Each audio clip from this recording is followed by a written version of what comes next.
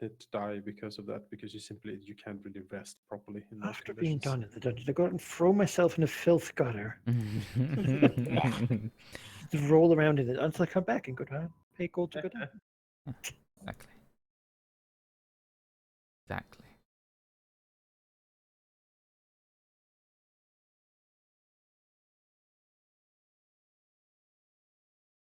Ah, But it gives an idea of what a fair salary would be in Waterdeep. To live a modest life, you have to at least earn 1 gold piece.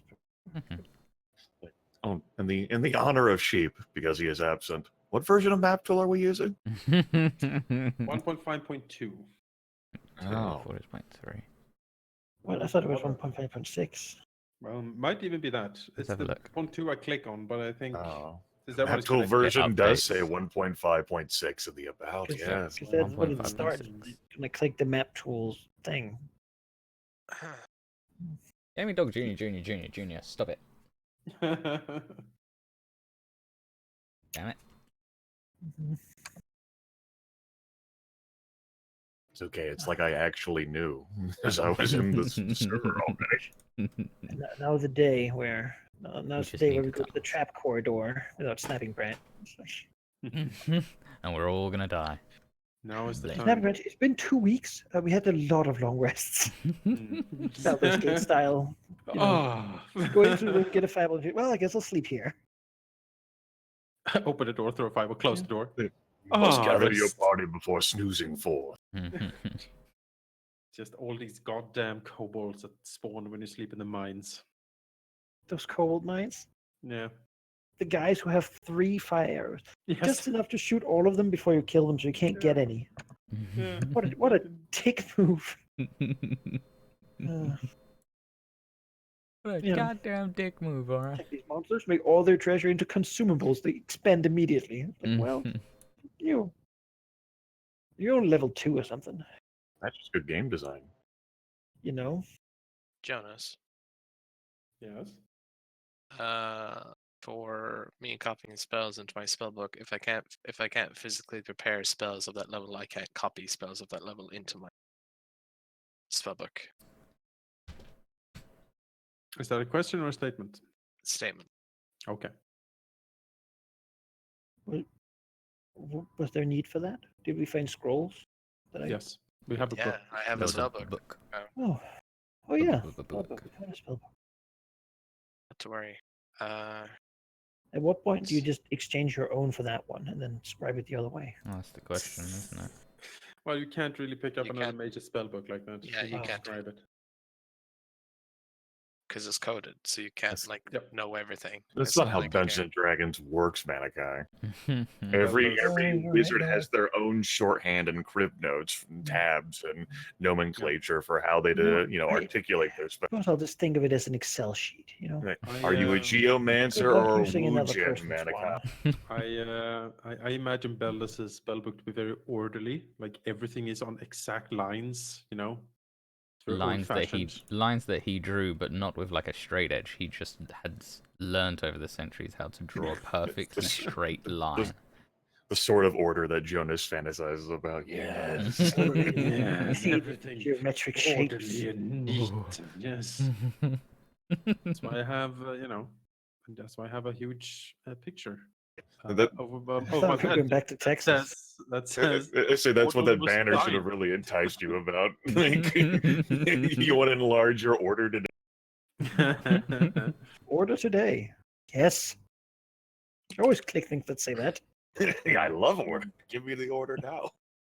Number 4 will surprise you. All right. Well then, since everyone is here, that's going to show up. Are we good to go? Yes, I The believe way we you are. said that. What? It's like all the people that will show up. I mean, Yeah, so fucking people not showing up.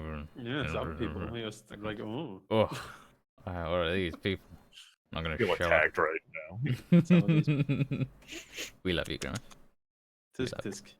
I love how the dashboard for Twitch says live. Excellent. Thank you, Twitch. Oh, Saying that's we're Right, excellent. that's excellent quality right there. buddy. Yeah, this our is excellent stream quality. You are is correct. It's excellent content. quality. been 8 minutes. This content has You been. cannot find excellent. content like this anywhere else. Nope. Okay. We On have the Twitch? best Well, content. I mean, Why do we sound like Trump right now? What? We have the best content. will.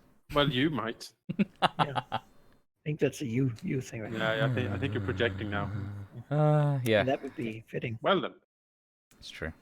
leaving But we the want. inflammatory politics of real world beside us, let's go into the wonderful world of make believe. So it's been a while. A lot has happened since last time we played.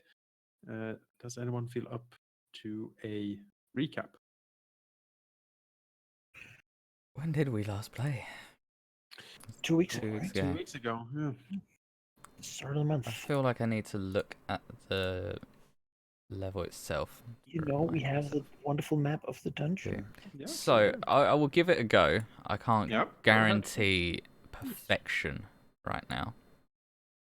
That's okay. I'm gonna change over so that my recap makes sense as I travel through the dungeon with everybody. So we delved back into the dungeon of the Mad Mage, with our dear Paladin staying at home to do some business. Don't know what. First point of call was to use the secret door, which we are that was left open. And then we went to go mess up the fake vampires, which we then had some inception going on where some of the fake vampires were faking being fake vampires. They were actually doppelgangers, which was riveting. I missed that grand reveal, but I heard it was good. And then, of course, we did the adventure thing of checking a lot of doors and then decided north was the way to go.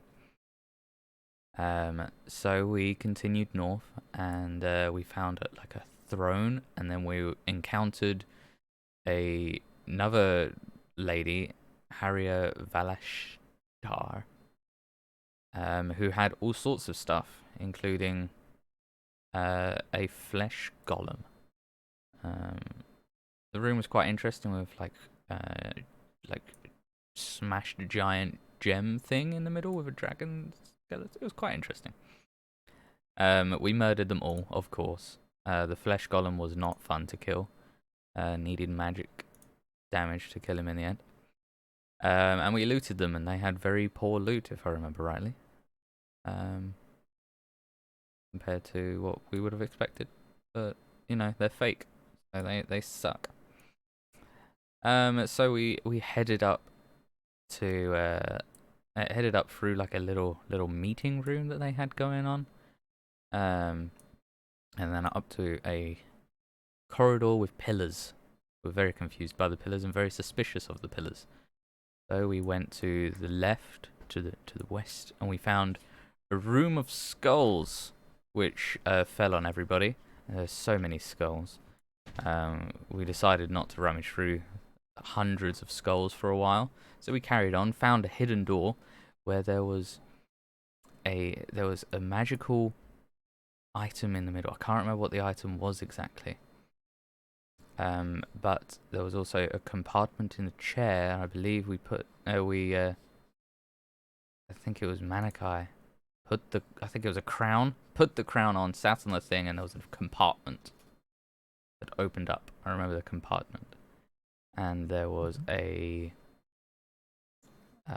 was something in it. What was the thing that was in it, Manaki? I don't remember the thing that was in it. It was a wand of secrets. Wand of secrets, yeah. So you can cast it, find out if there's any secret things. Secret doors. Like 30 feet around you. And then we didn't find anything else, so we went back to the corridor of pillars, and we went north. Found a man that was very dead, killed by spiders, it would seem. Giant spiders. Very dead? Why that? Like, was the emphasis on very withered and, He was broken. yeah. Oh, Really, He was like dead for a while, sort of very dead. understood. So then we were like, okay, cool.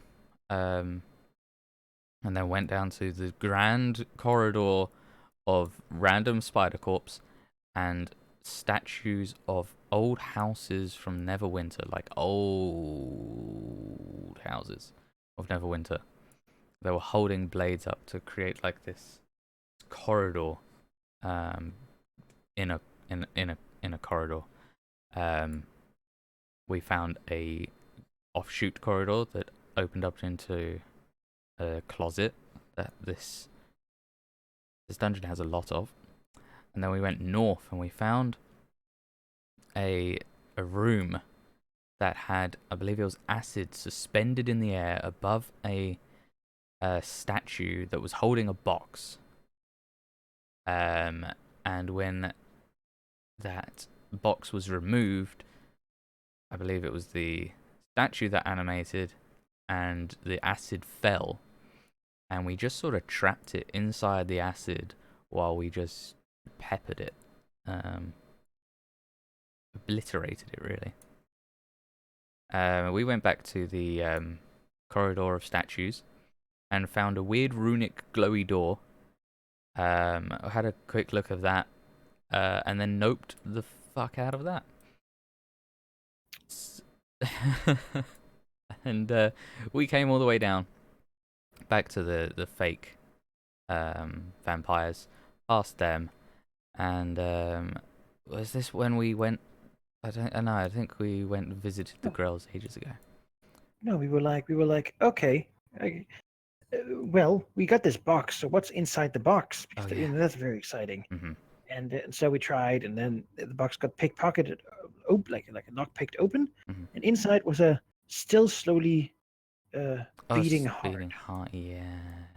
And we were like, where the heart? And we were like, Yep. the weird dwarven ghosts. Yeah.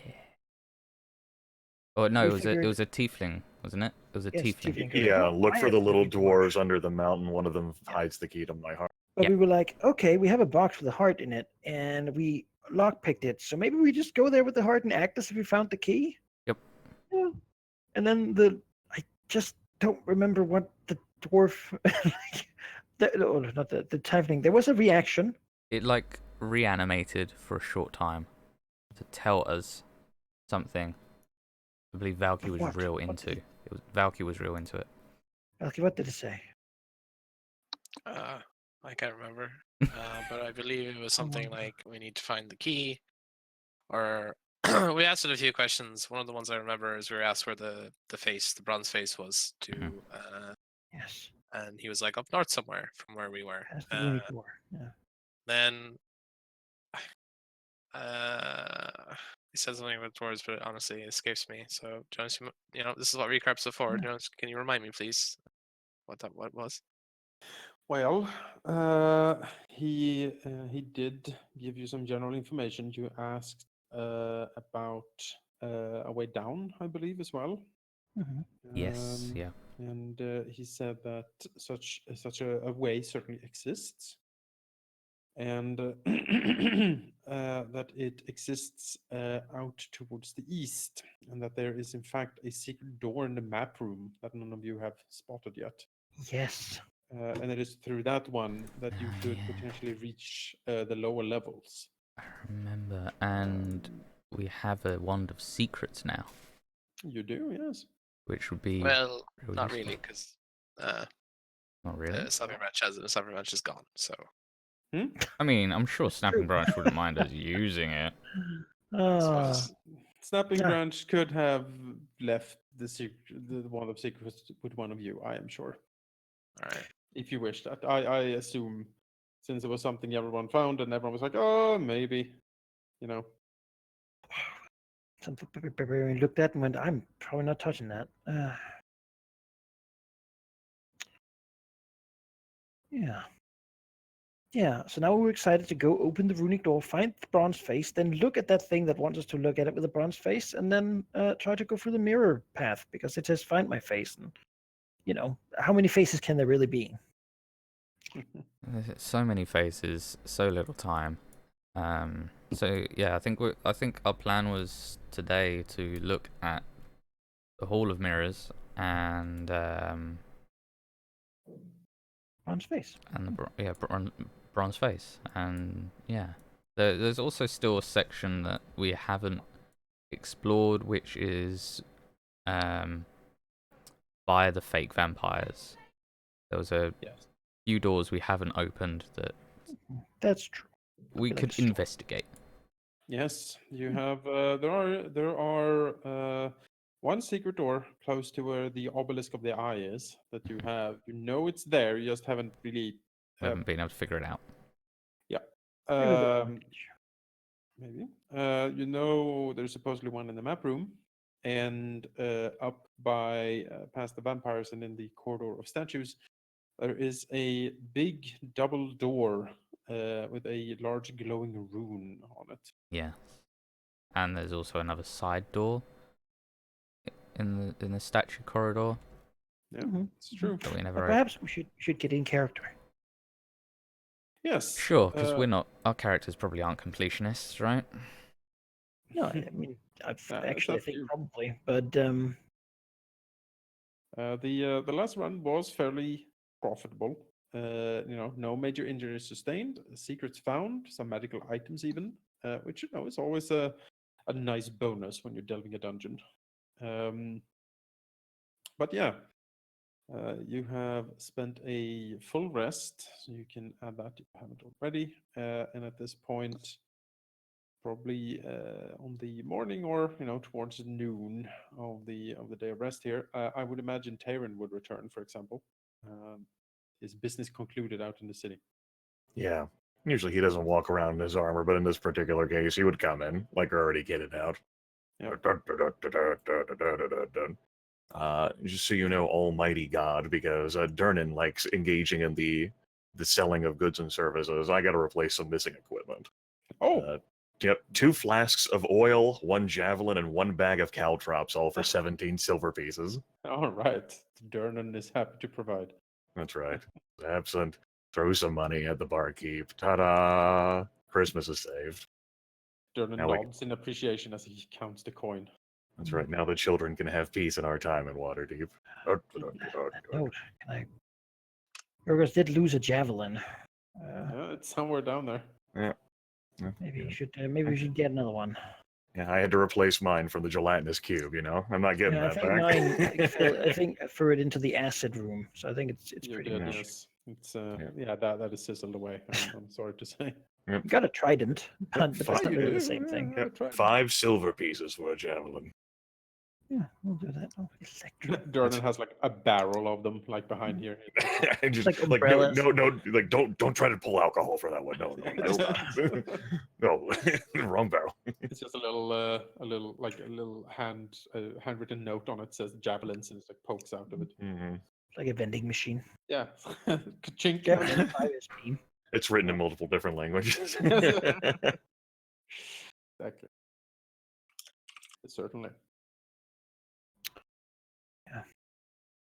Yeah, the bar has been fairly calm these past few days. No other party has gone down since the last one. Like the fine fellows disappeared down there. You've been the only ones who've been coming up and down in recent days here.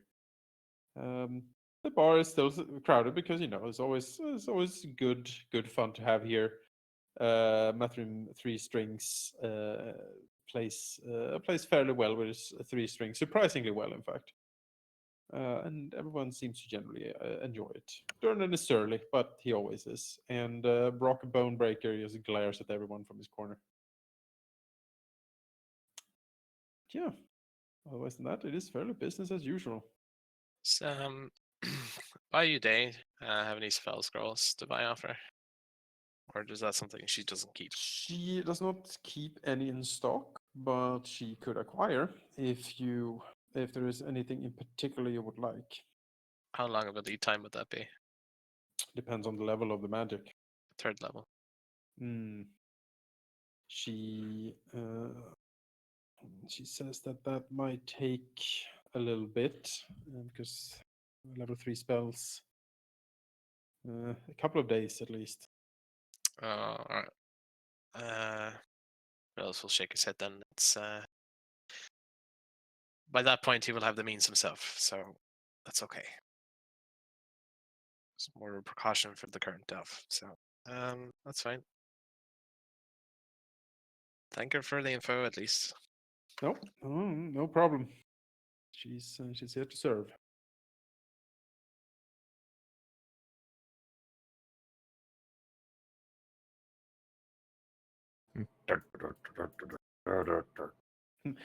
Clunk, clunk, clunk.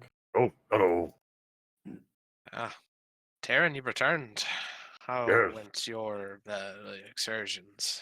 You know how it is. Whenever you live in a city, you have obligations.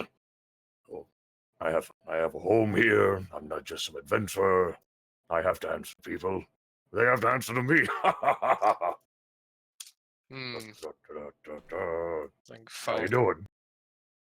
Well, we delved once more in your absence. I hope you don't mind. Oh, you're alive. That's good. Yeah, good. Our dear stopping branch seems to also have some business, but Oh, I mean- am eager to go down again. it makes sense. She also lives in Waterdeep and thus has to answer to people. And, well, suppose they have to answer to her too. Yes, well, kind of disappears behind his drink for a second and says, Where'd you go? Oh, there you are. I thought you learned something from Eleran here. Was worried. yes. Bill just kind of chokes a bit, trying not to laugh, and says, You look well. Your beard looks more lustrous than ever. What are you well, doing to it? well, that's a dwarven secret, I'm sure, but maybe I'll share with you later. Dwarven He looks at Eleran. Eleran, give us a moment. You see, it starts with the conditioning. He leans in, switches the door. You see here. I recently had to repair my beard after it being clawed apart by some sort of brain beak thing. Eleran This will would help me. Eleran will say in Dwarvish, you know I speak Dwarvish, right? You stay out of this. This is great secrets. He puts his hands up and says, I just shave. Now that you've done this, we can never have this conversation in front of you again. You couldn't just pretend. Ugh, at least you're a terrible liar. He shrugs. It's not a bad thing to be a terrible liar. No, who am I kidding? It's not like you have to worry about a beard anyway. Ha ha ha. It's true, I do Eleran, shave it. your proficiency in our language, Just not a proficiency in beards. It's true. But I do have a proficiency in long locks, Taerin. Long locks. My Okay, you hair. protect those doors. Oh, your hair. Hair, Taerin. Sorry, Oh, he meant hair. colloquial terms. Colloquial. What? Locks and hair. Hair. I've Is kept the color in Yorgos. mind, you see. Oh, well, I mean, wonderful for you, really. He just smiles. How do I tell how old an elf is anyway? He shrugs and says, if they look old, they are much older than you. If they look, that doesn't actually answer my question. You don't, Taerin. It's very If they're- difficult. if they're much older than us, then they'd be dead. We're quite, I'm quite old anyway. He shrugs and says, I'm over 200 years old. Same. And I would be considered a young adult, I suppose. A human age estimate of in their 20s, I think. I feel like you would have done better with your life at this point if you had lived that long. He shrugs and says, I've stayed at home a lot. I've done a lot of work there. Home.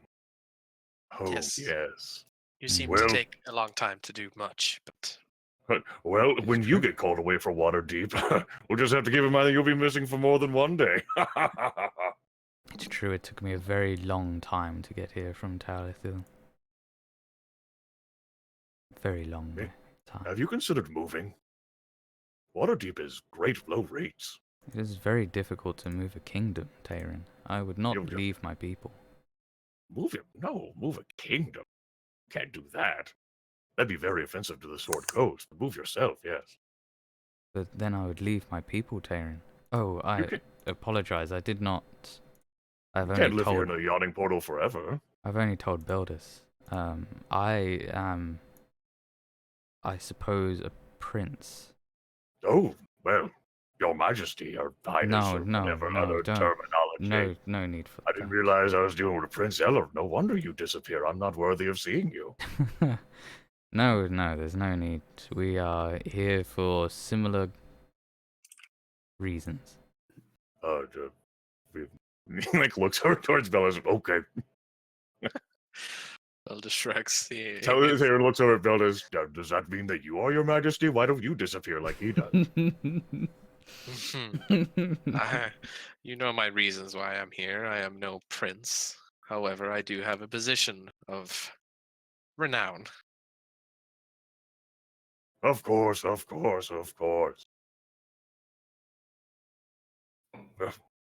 you were such important people. I feel like I could have sent some other people to go into the damn Undermountain. Suppose everyone gets bored. Yes, bored is certainly why I'm here, Taerin. Yes. No, not much like Snapping Branch. But what do I do with my rich and incredibly important life? I suppose I'm going to be an adventurer for a day. Well, she is a character, yes. Yes, character. Yes, very full of it. Well, I'm sure you two can engage in lively conversation. I will see what our friend Yorgos is doing today. He looks over at Eleran, fully uninterested in engaging in lively conversation. That's what Beldas is expecting. What is Yorgos doing over here? Having breakfast with Volo in the chair, probably recounting last night's delve. Hmm. You know, What does it tell Volo? oh, that they fought through and they were vampires, but they were not really vampires. No, they were people dressed up like them to rob adventurers. And then we continued and we found a statue. And then he tells a lot about the Sahagin, you know. That's like it was a large thing, acid raining from the skies. And took my very halberd, swings the thing slightly. You know, his bacon and eggs almost falling on the floor. It's animated, you know. Then we went in and found a runic door and a hall of statues with ancient names. The others, oh, Beldas, come here. Beldas has been like waiting politely with his hands steepled, like The statues below. They were old people.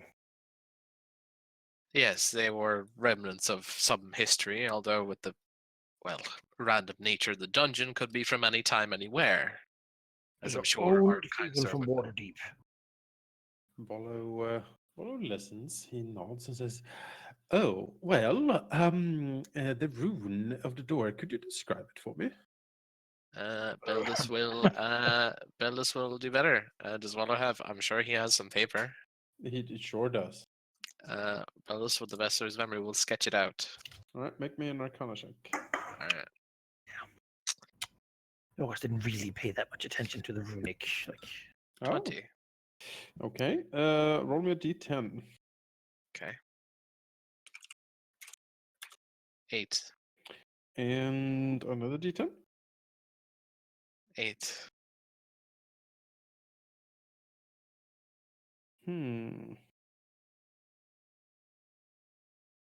Now roll 17d4.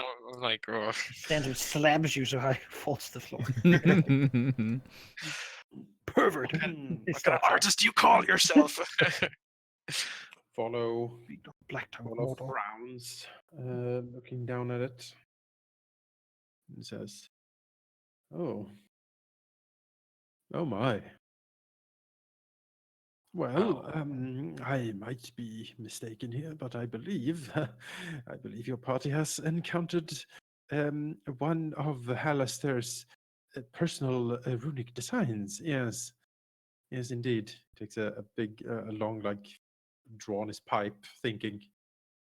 I haven't seen many examples of it. He frowns, looking down at it. It is hard to say. But I would suggest that if you encounter these, that you tread quite carefully. They are known to have, well, a lot of varying strange effects on, well, whoever's open it. Beldas politely smiles and nods. In his own mind is kind of like, duh. But he's giving him good information here, in a sense. Follow frowns down at the thing again. Says, I think I have seen this one before. It is one of Hallister's favorite tricks he likes to play on new adventurers, I believe, yes. I believe that this rune would, well, rob you, so to speak. Oh, In any non-magical coins or gems on your person would vanish, never to return, if you broke it. oh, well, that is good information, kind sir. He nods, oh, I'm not a sir. Volo. He Follow then. Volo Thump Gedarm. Perhaps you've read some of my books. He sticks, Beldas He sticks out a hand. points towards, like, furtively towards the bookshelf in the corner of the of the bar. Has he shakes Beldas heard of his stuff? Hmm? Like, Well, make me a history check. Oh yeah. What is my history? Hold on. Oh yeah, stays back. Oh, natural one. No, you have never heard of Volo ever. He's some sort of human. Yeah. Beldas shakes his hand and says, "Yes, I've seen a few of your writings. Yes."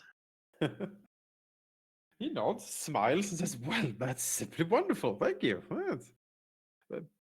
Which one do you like best, if I may ask?" Oh,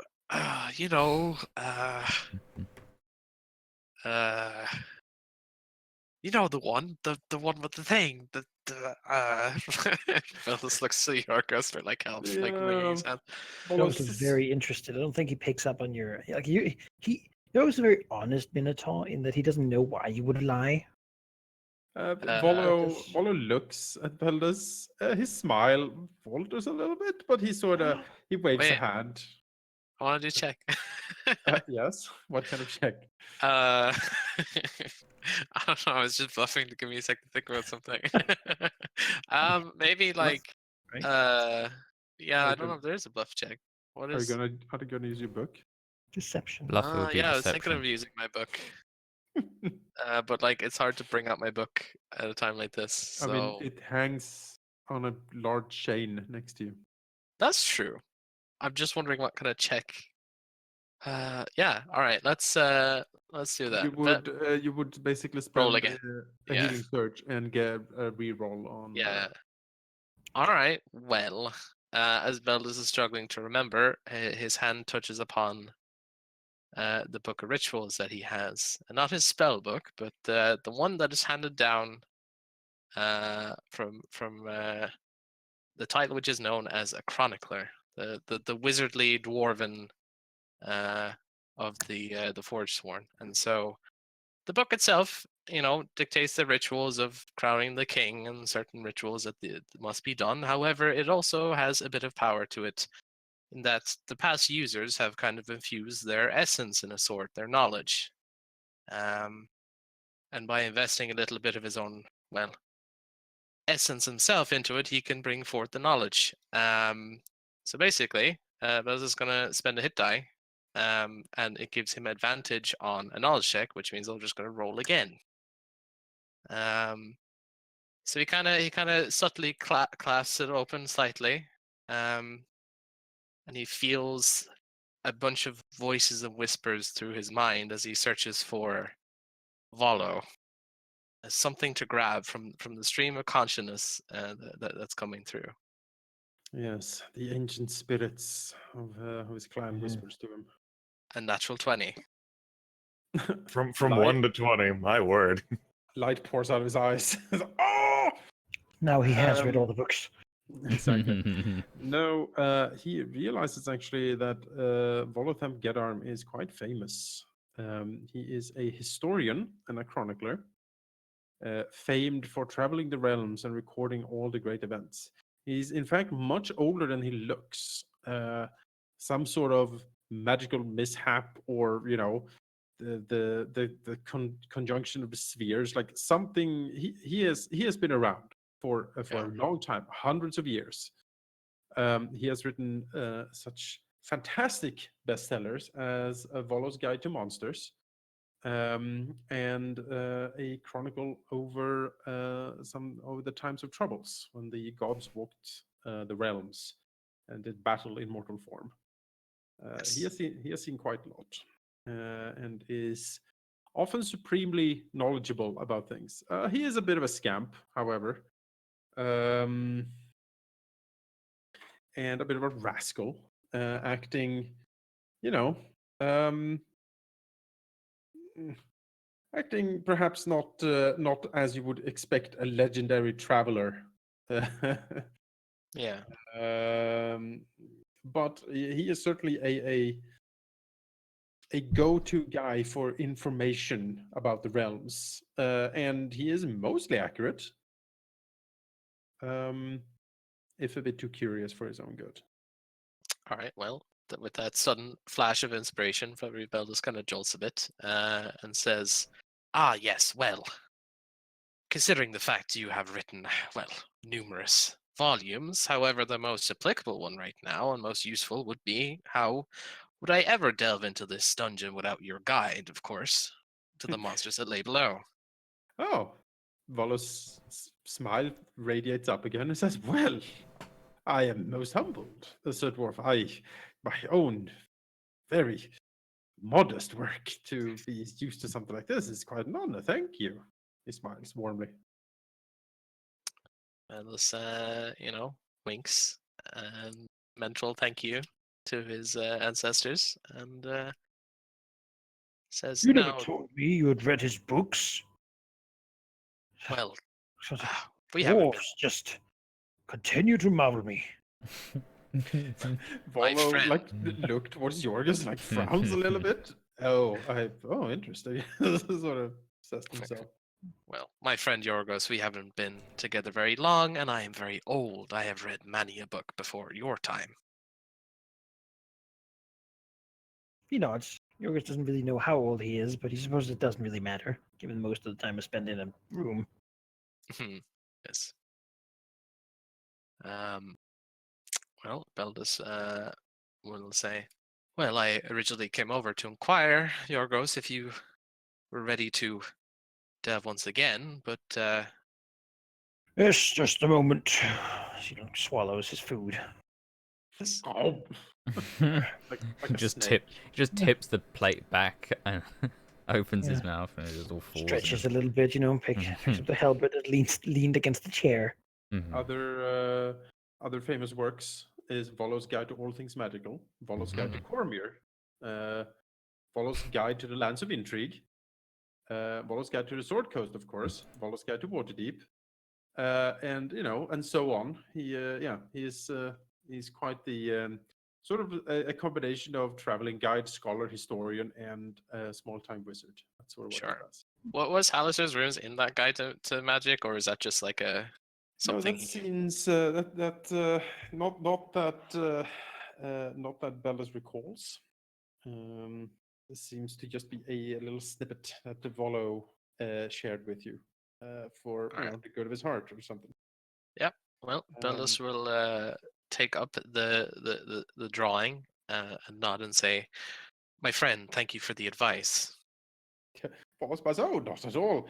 The Undermountain is a bit of a troublesome spot to explore. I have heard many tales of it, and I am most intrigued with more tales of your adventures down there.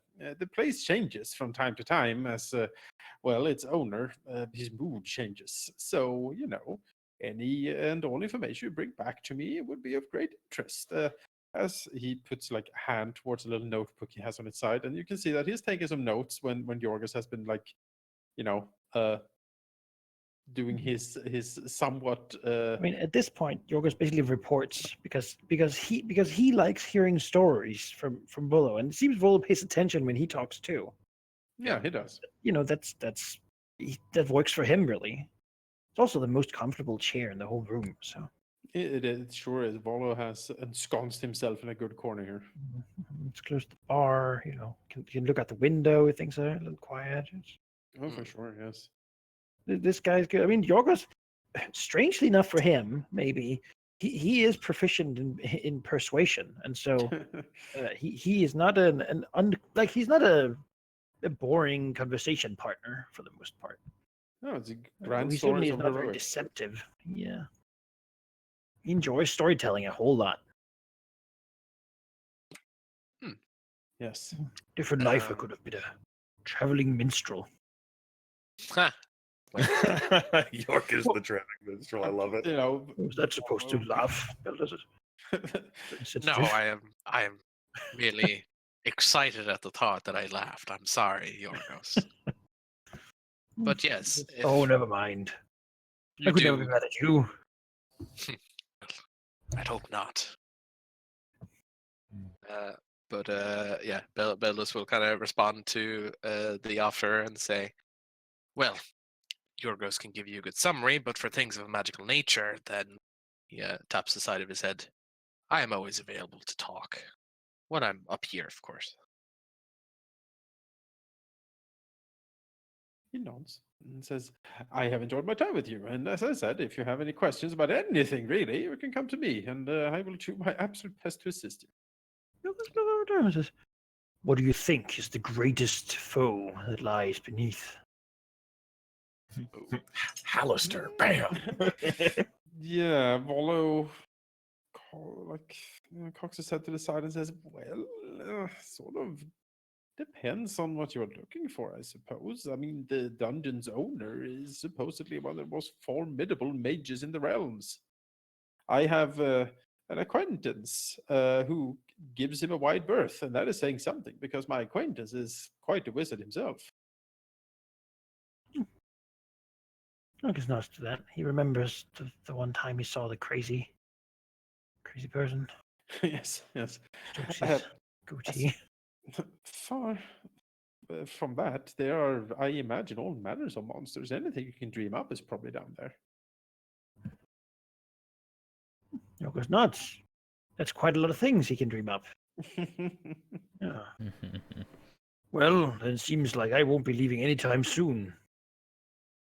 Volo nods and says, well, if you return alive and want to share some stories, I'm here to listen, certainly, as long as I'm around as well.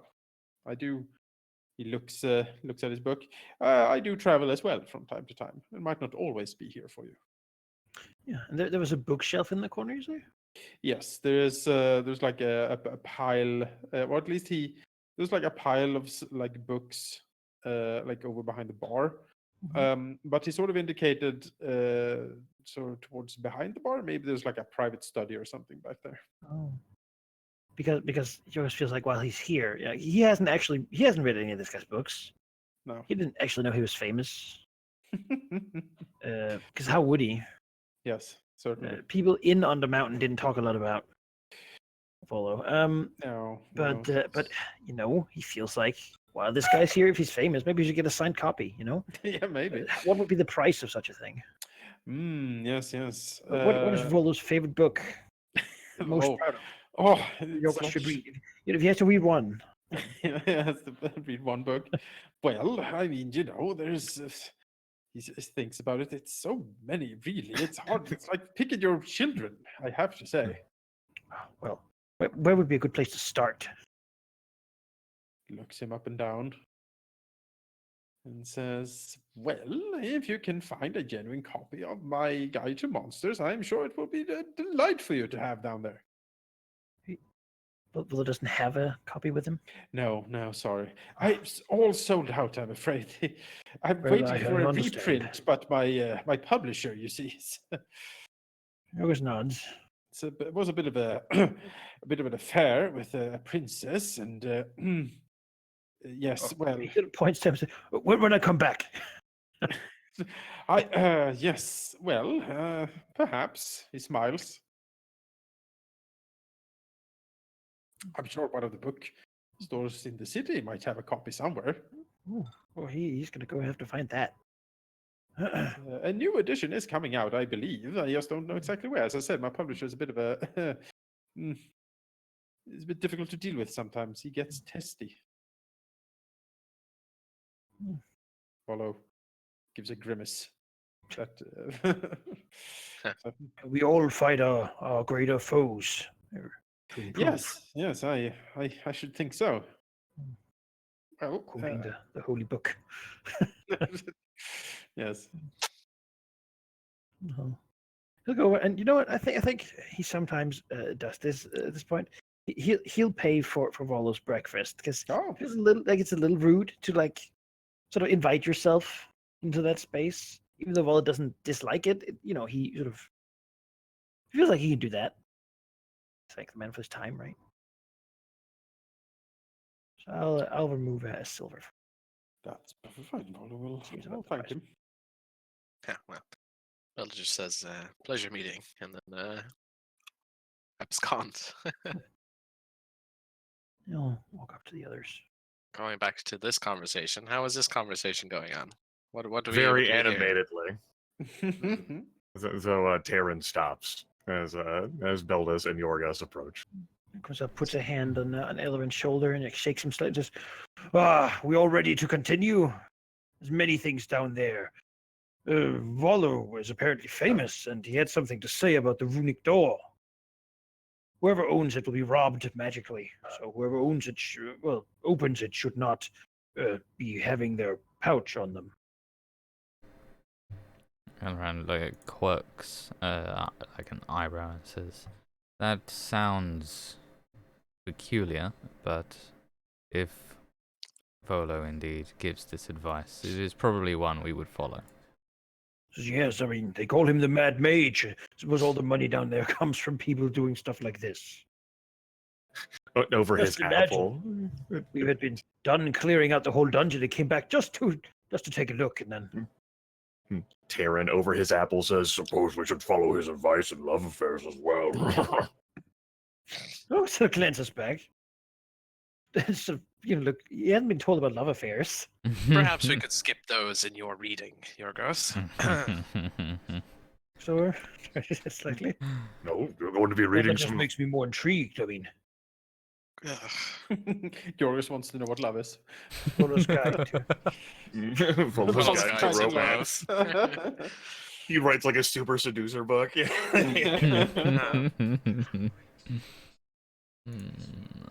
Beholder's near you right now. I am the tramp of the Sword Coast. So you met a mind flayer.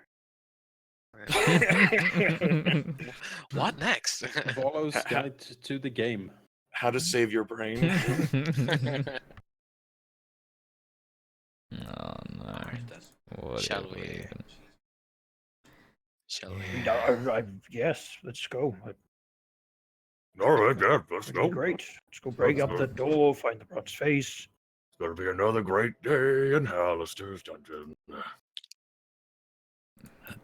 Down we go. So of course, Alright. looks at all the people, just gives them like a wave, This Well, he how many times we've waved gone down back now? with his fork, some bacon on it. I believe that this would then be the 7th day of delving. Mhm. Nice. And I will move, pay my money and get my Well, pepper. I have. Santa Mona's I'm planning not for paying that. until the 10th day. Yep, 11th, I pay in guess. advance. Wonderful. Down you go. You can pop your tokens. Toss a coin to our, well, sure, I guess. No, it's in my head. No, Valky, why? Sorry. Valky, why? We just throw our money at Brock Bonebreaker while he's like holding like the rope, like here you go. Well, it's free to go Yeah, down. it was Hits him in Robin the face. catches it. It is free to go down. It's priced to go up. Yeah, we pay to go up. What happened? Like, how did they get it? Gravity Is there a bucket that we Yeah.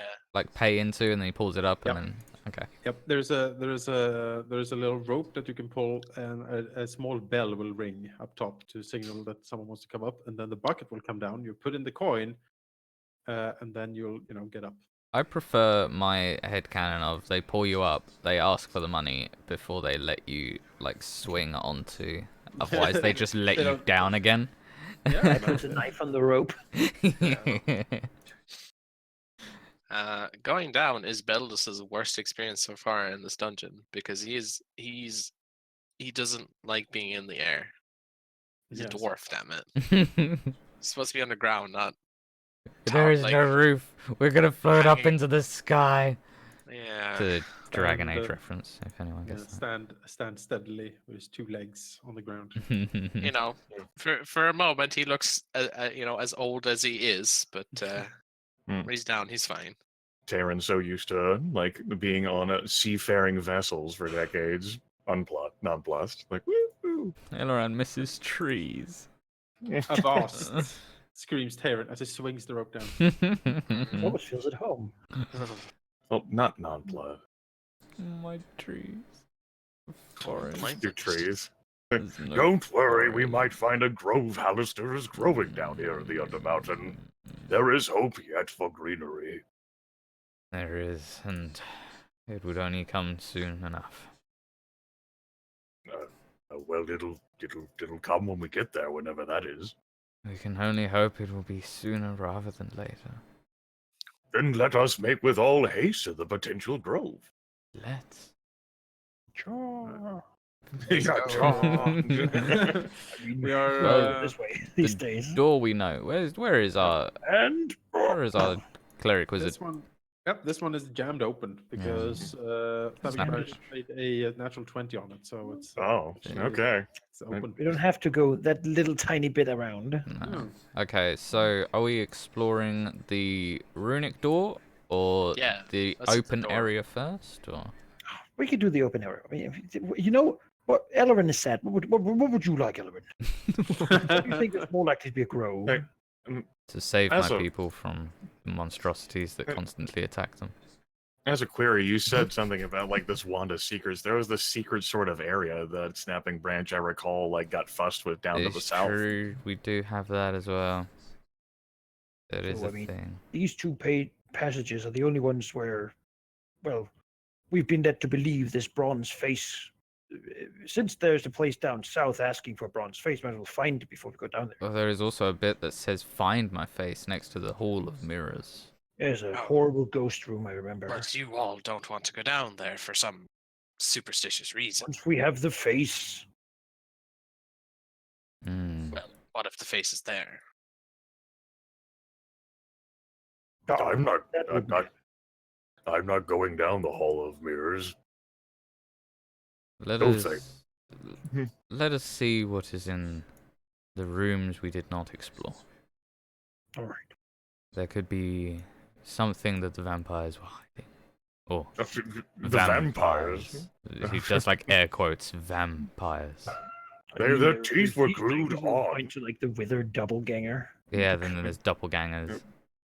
He Certainly looks hiding at. something in that bedroom. So He looks at where he used to have his caltrops. Nod sadly. Yeah, there's a, They're there's like- a small smidgen of dried blood there. Someone stepped on them. Probably. Good. That was funny. All right. Pick a door, any door. Oh, could I have light on my help? First door. Oh. I can't see. Is there Belda you still go. waving around that cursed sword in his hand? no, or is I it- paid to have it removed, Okay. so you can't laugh about it anymore. No, I can still laugh about it. We can. We can. Yeah, I know. 100%. I mean, it's very even- much in the style of a runic door that robs you. Yeah, I mean, I asked the D&D club that I started at work, what do you do when you find a magical sword in a room that's being held by a skeletal hand? And they said, don't touch it, just leave it alone.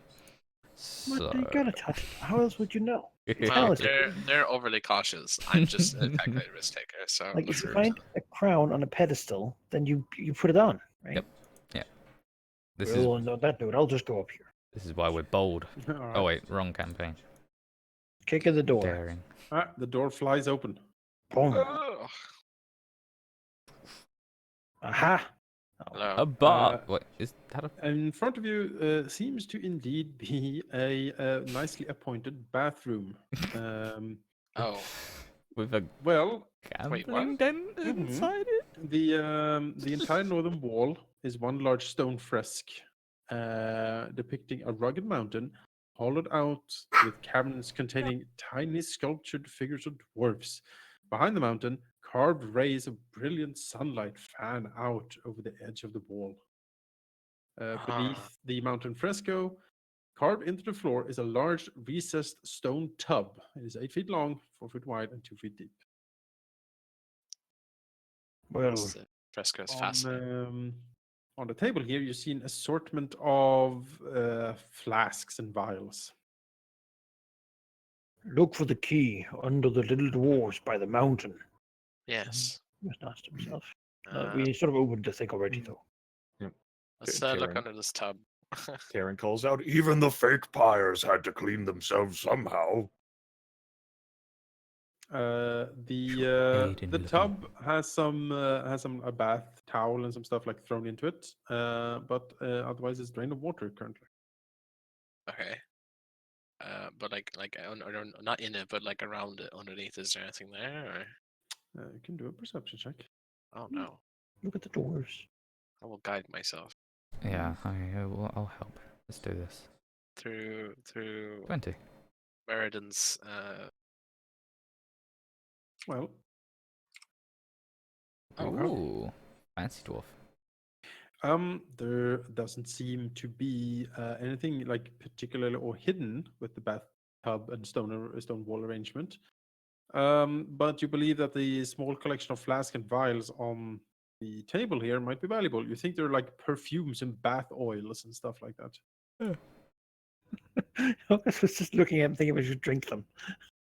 No, they're quite nice smelling and quite valuable. In fact, collected, they would be worth 85 gold pieces. Oh, all right. uh, Drop them in a bag. what? Say again. Sorry. What? There's like perfumes on the table that'll be Worth worth 85. 85 Cool. gold. All right. You These writing that dwarves, down? though. Yeah. These doors on the fresco. Are there any holes around them? Like, is there anything? Can you push on them? Like, It what doesn't happened? seem like that. Okay. It simply seems to be like a glorious depiction of a dwarven hold at the glory of its day. You don't really Ah. find any secrets or anything on this particular fresco. What hold does it like depict? I'm curious. Question. That'd be an incredibly difficult history check, probably. Incredibly difficult history check. Hacha! The origin of stonework. Right. There you go. Sure, Ah, sure. mm. Stone cunning applies, I'm sure. So Mm. be a +9. Mm. Yeah, 28. Well. It is the former ancestral hold of Clan Melarkin. Ah. The clan, the dwarven clan that was rumored to actually have a very rich like mithril mines and stuff here under Waterdeep, like before the city was a thing, and like this is 1,000 years ago maybe. And they were here first, so to speak. The Mad Mage showed up with his many apprentices, made war with the Dwarven Hold once he encountered it underneath the mountain. And what happened to them is somewhat unclear, but the prevailing theory is that Hallisters wiped them out, or twisted them into his servants and monsters, and the hold itself broke. Like he literally broke it and used many of corridors and parts and stuff like that to furnish his dungeon, which could explain why some of the parts here seem to have dwarven architecture in them. Well, there's dwarven Yes. statues about. Yes. It is remains of the broken hold of Clan Melarkin. Recycling. Well, that's sad, Very but much, yeah. let's go. History's never sad. I History's just, always sad. after you, Yorgos. I do not wish to be punched in the face.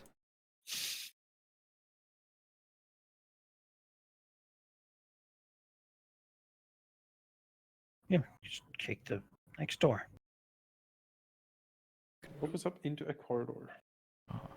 So many corridors. Come, Taerin. Ah, Follow us. it's gonna be blind, isn't it? Mhm. Mm-hmm. Looks familiar. It's another turn. Like, Ah, bring The Taerin. corridor Another blind seemingly path. ends. I'm scared for him to be left alone. you go like poke around at the wall. Let us The perceive. wall- Yes, you may perceive. Hujah! Oops. Ah, I was too preoccupied by. why? Oh, you have it. Why is Fine. Nacho so laggy all of a sudden? I don't know. Seems fine to me. Right. Well, I guess as any, Beldas will pull out the wand. How many See. charges did it have again? 3. Yeah, 3 charges. Do we? So, if we're gonna check out the one to the south, we're gonna check out the map room. And is there anywhere else we would want to check for secret? Well, think we this is should- this is if we can't find it ourselves. It's a second. It's like a. We don't know that there is a. It's true. It's true. Oh, it's empty hallway. There was plenty of them anywhere. Okay. Most rooms have like a bunch of them. All right. Yeah, he'll hold the wand in his hand out straight, and activate it.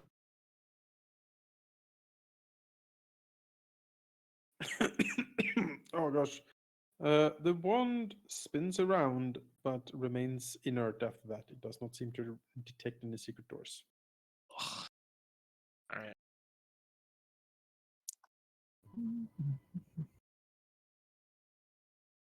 All right. That was thoroughly disappointing. This dungeon is.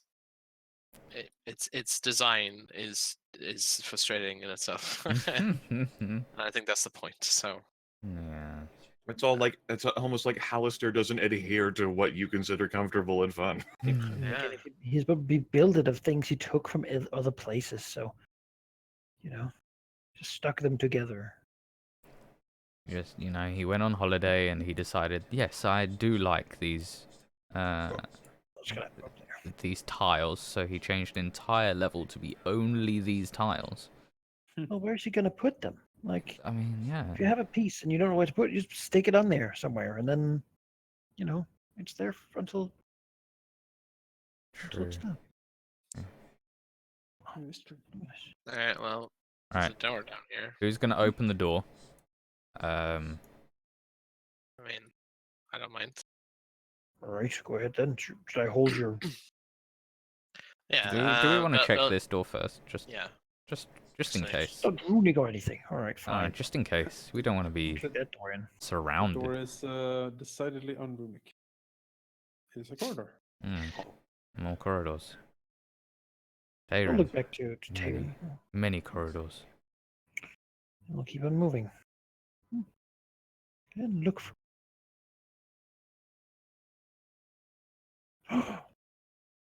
Looks like a bench. It Weapon seems to be an old weapons rack. I'll hold up the halberd to show light. Yes. Ooh. Well, this wonderful room.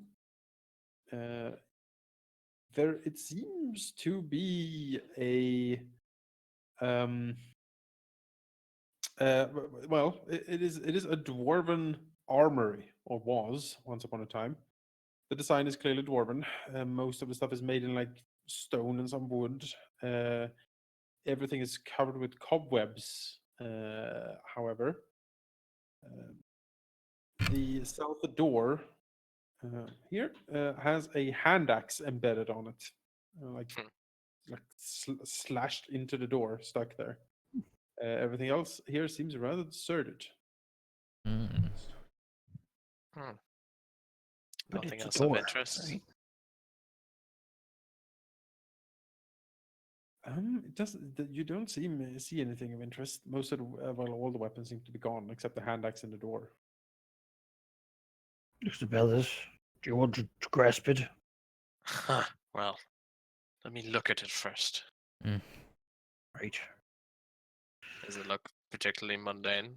Or, It looks like a normal hand axe. to all right, find. well, don't have to touch the door or touch the hand axe to open the door. So let's try and open the door. Okay, the door opens. Inside it, he sees a tool shed with what seems to be a grinding wheel, possibly for sharpening weapons. It is probably, looking at it up and down, it is a dwarven make and fabulously still in working condition, you would guess. I think Beldas would recognize this. He's a Forge Cleric, right? Yeah. Yeah. It is. It seems incredibly old. Oh. But dwarves build to last. So Hmm. so yeah, it seems to be functional. Functional, but would it have any use if used? I mean, not really. Your weapons are sharp already. Like that's like part of your downtime. You sharpen your weapons, just armor and stuff like that. As to why the wheel is stuck here, who can say? It doesn't seem to be anything particularly special of it, except like very good construction. Okay. All right. That's it then. Right. We'll go back to the runic door. The rest of the room just completely empty. Yes, all the weapons and everything has been looted long ago, it seems. Oh. I don't find that peculiar, but dwarves are peculiar creatures. I mean, there's probably have been many, many people here before us. Right. Well, good question to ask. Has this room changed any since Beldas has last seen it? No, Okay. it remains the same. Beldas will toss his pouch and his component pouch to Yorgos just in case. Yes. Go over here. Just, good. Avoid all Case of that. of spontaneous combustion or. Beldas will step forward. Yes. What color is it? It is a green yellowish color. All right. It is shaped almost like a triangle pointing upwards with sort of spider legs coming off it on the sides. You hear the faint sound of barking from the room. Yeah. Well, Beldas will look back, shrug, and Sorry, try and go open back the there. door. Yes, as Bellas touches the door, the rune flashes in a blinding light. Magic virtually pours out in amazing quantities, strikes him, and there is a deafening thud and a pop, and suddenly something is next to him. Oh, hello? Oh, hi. The goblin looks surprised. It blinks. It looks around. It sees Beldas. His face twists into a sneer. And he bows deeply and says, "Oh, yes, master." Bellas will smile and say, "Yes, I am, indeed. But what are you here for?" The goblin looks around perplexed and says, "To serve the master, yes." Bows again deeply. Yes, well, what were you doing for me before you came here? He looks around. "I don't recall." He seems cocks his head to the side.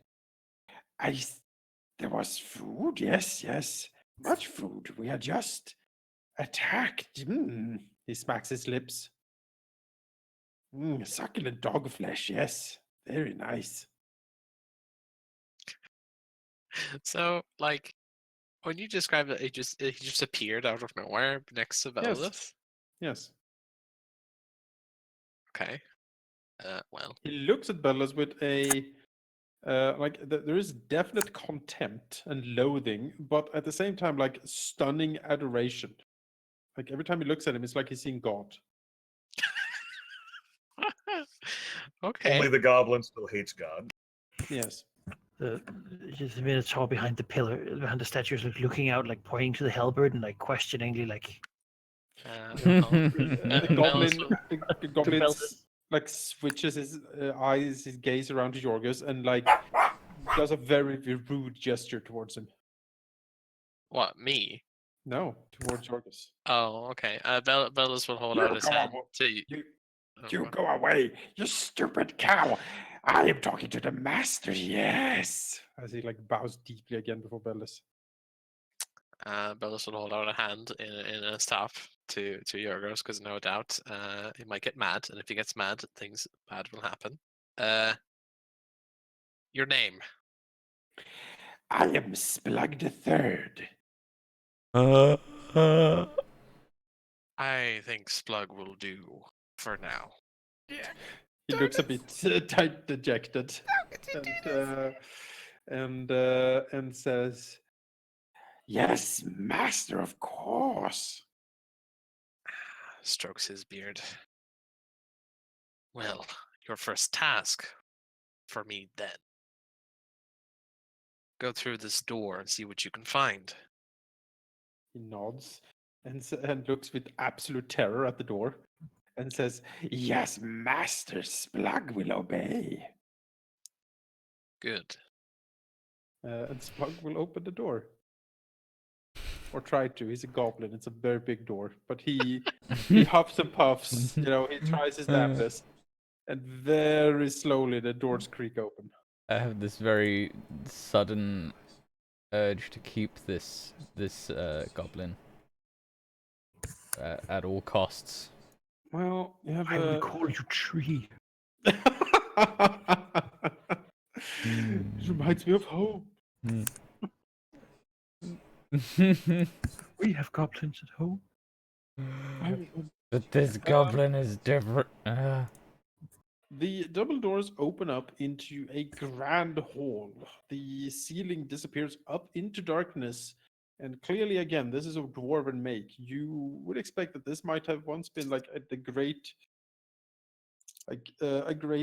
receiving hall, like a feast hall or something of dwarven design, something where you would like invite the whole clan to a grand like celebration or something like that. It is very dilapidated, however, and you can see a lot of like just detritus laying around here, cobwebs, and just as far as your light would allow you to see.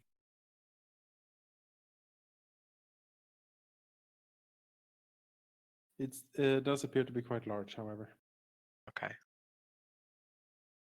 Beldas will tell Splug to hold and to tail him from behind. He nods. Yes, master, of course. Alright. Let's look in the room here.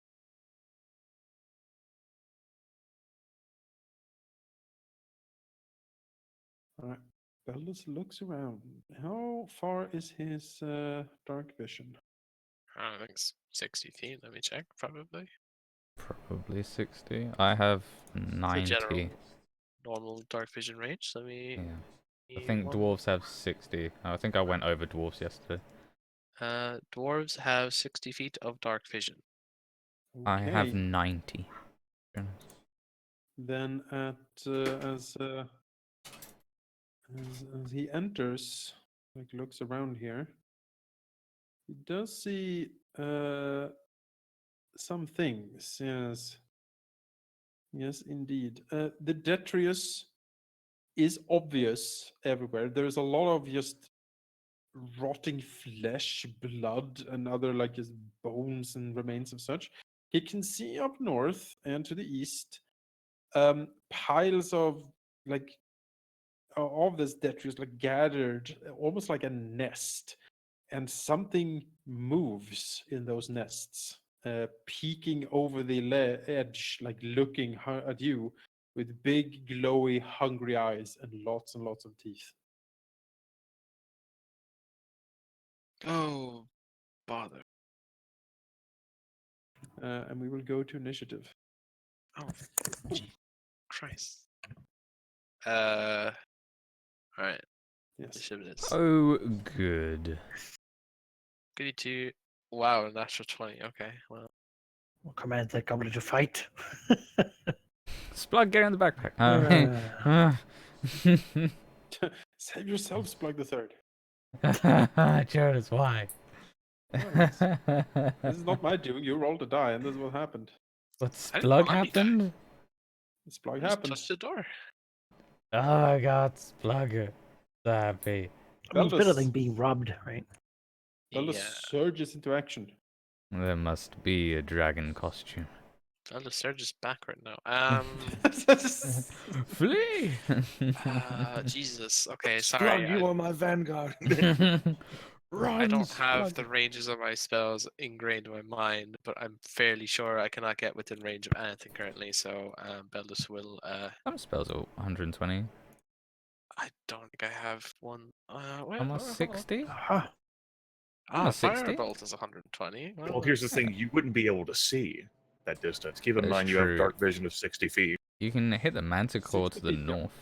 I am revealing everything because you have others with like far further dark vision here, and I assume you sort of. I mean, I see the one above me, which is 55. So You do, yes. All right. Yeah, he'll be like and then like reactionary, like I guess ingrained magical senses will throw out a firebolt and alarm at the manticore up there. For 13. 13. That is not enough to hit the manticore, unfortunately. Beldas will scramble back through Splug. Oh, massive, yes. You're still difficult. Oh, he's difficult terrain for him. Yes, he's an ally.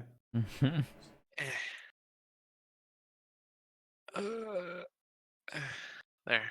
He runs back in. And he's just like, actually, does he know what that is? Like, Well, says someone who read Volo's Guide to Monsters, of course you would. yeah. True. you would recognize. I think manticores is such a iconic monster that you would recognize it. What are manticores classed as? Like monstrosities? Beasts? Monstrosities, yeah. Oh, okay.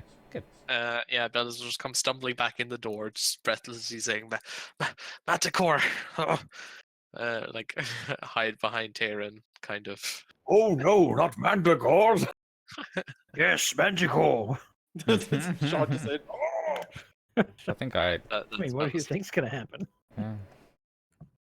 There's I a love single the one of them, and there's 4.5 of us. Yorgos. Yeah, I mean, Go have some fun, buddy. yeah, right. I mean, Eleran can tell you where. it's all right. They No, he saw the basically firebolt go are. in that direction, and he has 60 feet of light. So, Yeah. Eleran can see all of the mounts. uh, Yes. just some people have such a long distance here. And dwarves built in giant holes when they're so small. You know. Ruse. We'll Judge do me by my a- size, Julia. I'll show No, you. no, he is. No, dwarves are very useful, but this hole is way too big. Yeah. Show well, you big. You will enter rage. Once I can move action, like here, the battle cry. You know. I do love that. Oh no, manticores. Whoa. He really has looked forward to this Magical. runic door because there's got to be something Alright. badass behind them So down that he can Yorgos. fight. See, the thing is, how does charging work in this game? Can I? You Is it don't. full round action or single No, action? it doesn't exist. Charging doesn't exist. All right. Well, which means I can enter a. I can dodge, right? That's the thing. Yeah. Yeah, Yeah. yes. Half an You can action. have an action to strike in range, but yes, you can also dodge. Yeah. I'll get my opportunity action anyway, but I'll dodge to get Alright. disadvantage on attacks again. Alright. And you make dexterity saving throws with advantage. Yeah, I do that if I can see the enemy anyway, because I have danger sense. Oh. Danger Wow. sense. I can sense danger, and I sense it Yes. Lame Let's as see danger. here. at the very moment. The manticore down there will spread its wings and take to the air, swooping through the air here towards you guys. He has certainly spotted Yorgos, and he flicks his tail, shooting his spines towards him. Uh-oh. Here, hopefully this works. Yes, that is a hit for Oh, it's not 11. dodging. Oh, all right, you're dodging. Yes, good work. Pirouettes around the spines. Yeah, the spines hit the floor and just get embedded in there. That's Manticore. Eleran. Me. What do I know about manticores? Yes, what do you know about Manticores? Nature, I'm guessing. Yes. I get advantage because they are monstrosities. They are my favorite enemy. Mm, nice. You too love them. 23. Okay, well, Manticores are evil predators. They usually work together to take down particularly large or dangerous creatures. They can shoot volleys of spikes from their tails, which regrow, so they have like unlimited ammo, more or less. It isn't particularly bright, but it like possesses a basic malevolent intelligence, and actually has the ability to talk and converse. It's like it's not unheard of for a manticore to have slave creatures or something it bullies around to bring it food or like other things. They are usually used as aerial support or like shock troops by hobgoblins or other like intelligent strategical creatures, or even like hunting companions of giants, or guards of like monster lairs and stuff like that. They are territorial and fight a lot with chimeras, griffins, peritons, wyverns, and similar creatures. They do also fear dragons and tend to avoid them. They're not poisonous, or venomous, but their spikes do hurt a lot and is a real pain to pull out because they're like barbed, stick in there. Okay. Cool. All right. Other than that, I am going to let's do some stuff. I'm going to cast Zephyr Strike because I very much want the biggest punch on the first round. And I will shoot the Manticore. Manticore 2.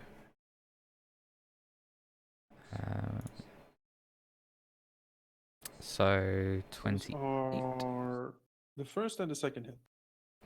Okay, so 32. Still not a crit. Real annoying. 32 damage. 32 damage. Ouchie. And I will take a few steps backwards. They can't see me. Do they rely on dark vision to see? Would I know? They have dark vision, yes. Okay, so long as I'm not in any light, Yes. I will not be seen by them. Yes. Should mean I get advantage on my attacks anyway. Alright, well. But yeah, that's me. The arrows hit with the thunderous force on the manticore. It reels like, from the impact. But it will be unperturbed. Let's see here. Can this manticore reach? Yes. It will swoop towards Yorgos. He'll get wrecked on the way, maybe. Oh. That's a hit, yes. Because I didn't expect it on my turn. 13 damage.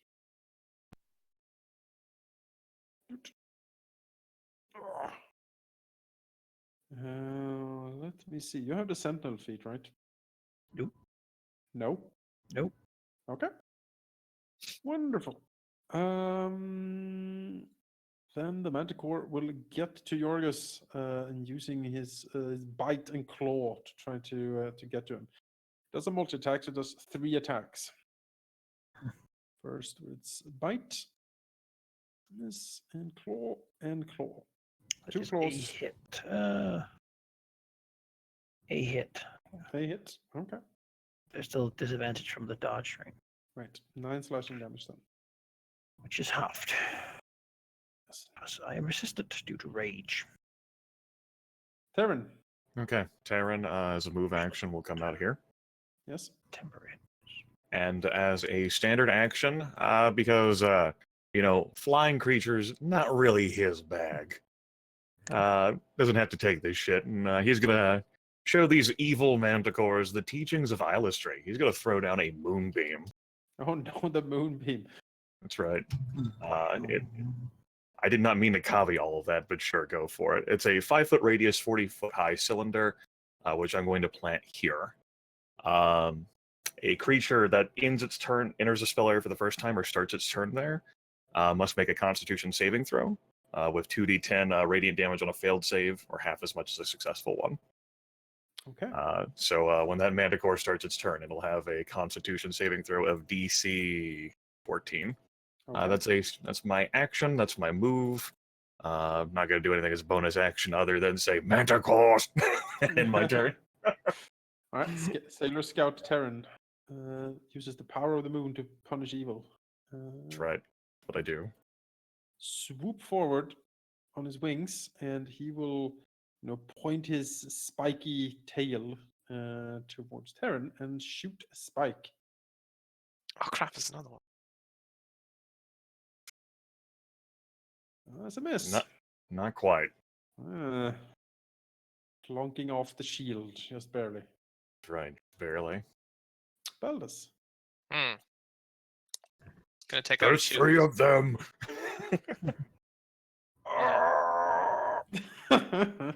There's 3 Manticores, Beldas. Okay. Man, I spells are alright. Huh. Alright then. Bellas will come forward, holding out the Holy Shield of Meriden. He will. Yeah. He will cast Shield of Fate on himself as a bonus action. Okay. Giving himself 2 more AC, and then he will fire off a firebolt. Which means he'll have to drop his weapon to the ground. Just let go. And use that Right. hand to shoot. As for who he's shooting, well, Manticore 2 there. 17? 17 is a hit, yes. 13 fire damage. Burn.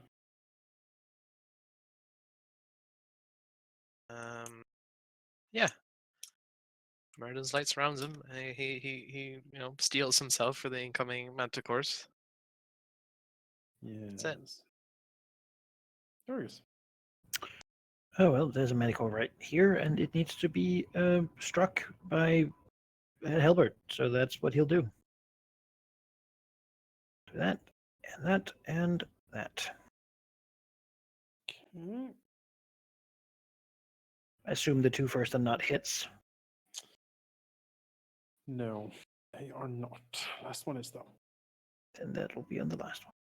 Okay, so that's. Oof. Okay. Yeah, that'll do. 2. Score 2 owes me a DC 14 Constitution save. Con save. It will succeed and takes half of this in radiant damage. Alright, 6 radiant. As the 40-foot high cylinder sears the creature. I don't suppose it's a shapeshifter. It has disadvantage on it. It must. It is not, no. But it is certainly seared. It's Right. There are more actors in costumes. Oh my god, they're role playing again. Like 2 people working together to. One is an intellect effect. Wait, what? Yes. Oh no. Oh no. Oh no.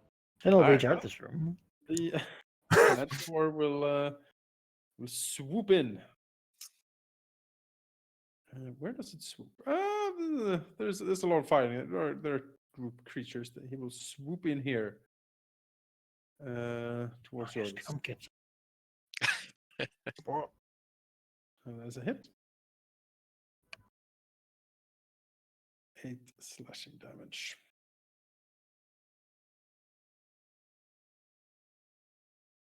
All right, well, time to bite and claw.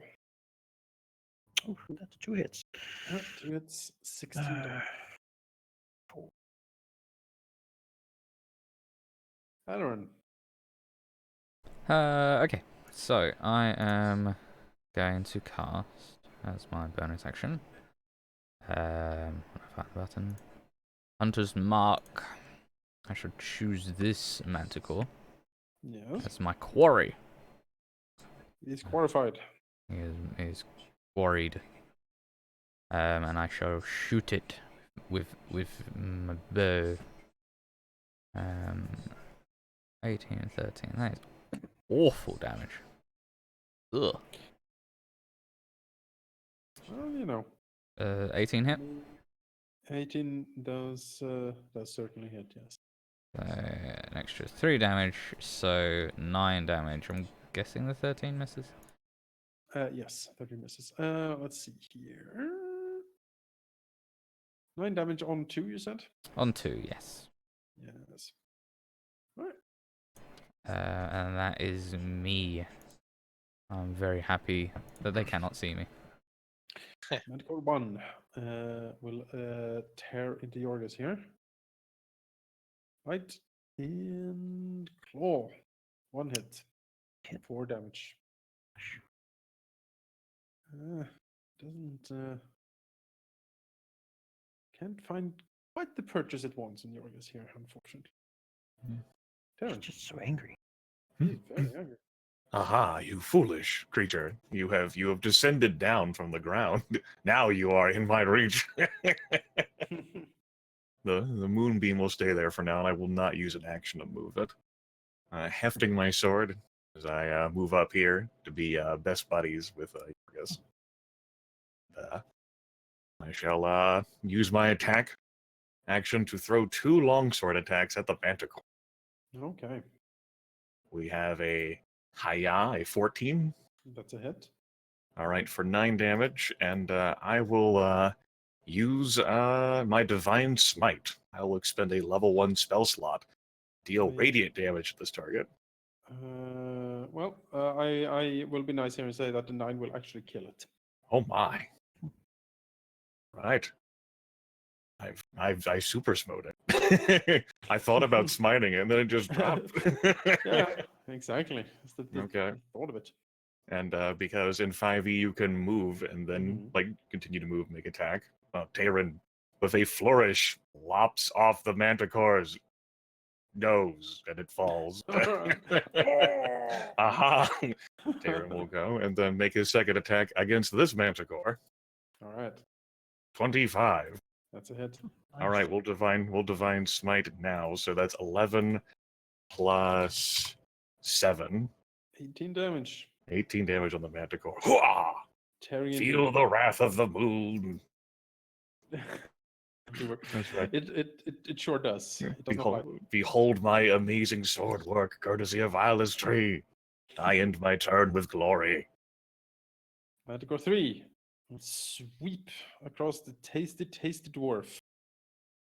And yeah. We'll try to bite and claw. 1 hit.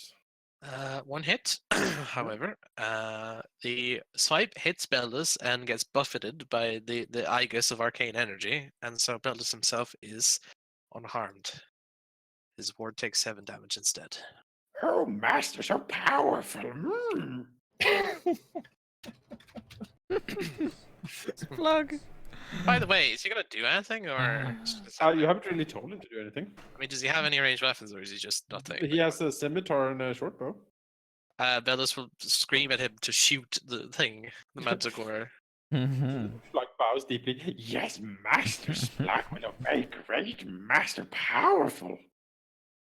Splug isn't worthy fighting alongside such majesty. Just shoot it. He nods. Yes, master. And hug to initiative. Alright. All right. Splug the third will use his amazing short bow at the manticore and miss. Oh, It's Decent okay, damage, Splug, I love you. Move a little bit up here. good idea. Beldas. No penalty for using magic in range as long as I target it. So let's see here. Yeah, fire to the face. That'll do. All right. 16, It's a hit. 15 fire damage. Ouchie. Burn. Burn. Warden's flame. Yes. He will stay where he is. Okay. He's confident. Yorgos. We'll continue to try to kill the manticore. Like a critical. Oh, wonderful. So I'll roll another damage die. Add on top of that, Get him. Beat him up. Whoop his ass. 20 damage. Kicks Does it ass. kill It it? does. 20 damage. We can sell these spikes as toothpicks. This is on there too, because I have to be the first target I hit. But Okay, 7. That is quite a lot of damage on this poor manticore. Is reeling. It's barely holding together. Oh no. Oh, brutal halberd onslaught fells it. As the third manticore down there does look a bit worried now, actually. It frowns deeply over its singed face. We'll try to do something new then. Move to your and try to use his horns to get this off of Beldas. Okay. By making it do a strength. Basically, I'm doing a special shove maneuver. Okay. Which means it has to do a DC 14 strength saving for be pushed 10 feet. Okay. Oops. That was a bit premature. You did it. It makes it. Okay. It tries to Yours- push it, but it doesn't make it. It's a big, muscular creature, so it hangs on there, digging its claws into the ground. Like, Yeah, well. firm. Well, this guy's gone. Eleran. Alright, so as bonus action, I'll move the Hunter's Mark over to this manticore, and I will shoot again. Those are hits. Both are hits. Yes. So is 18, 20, 23. 23.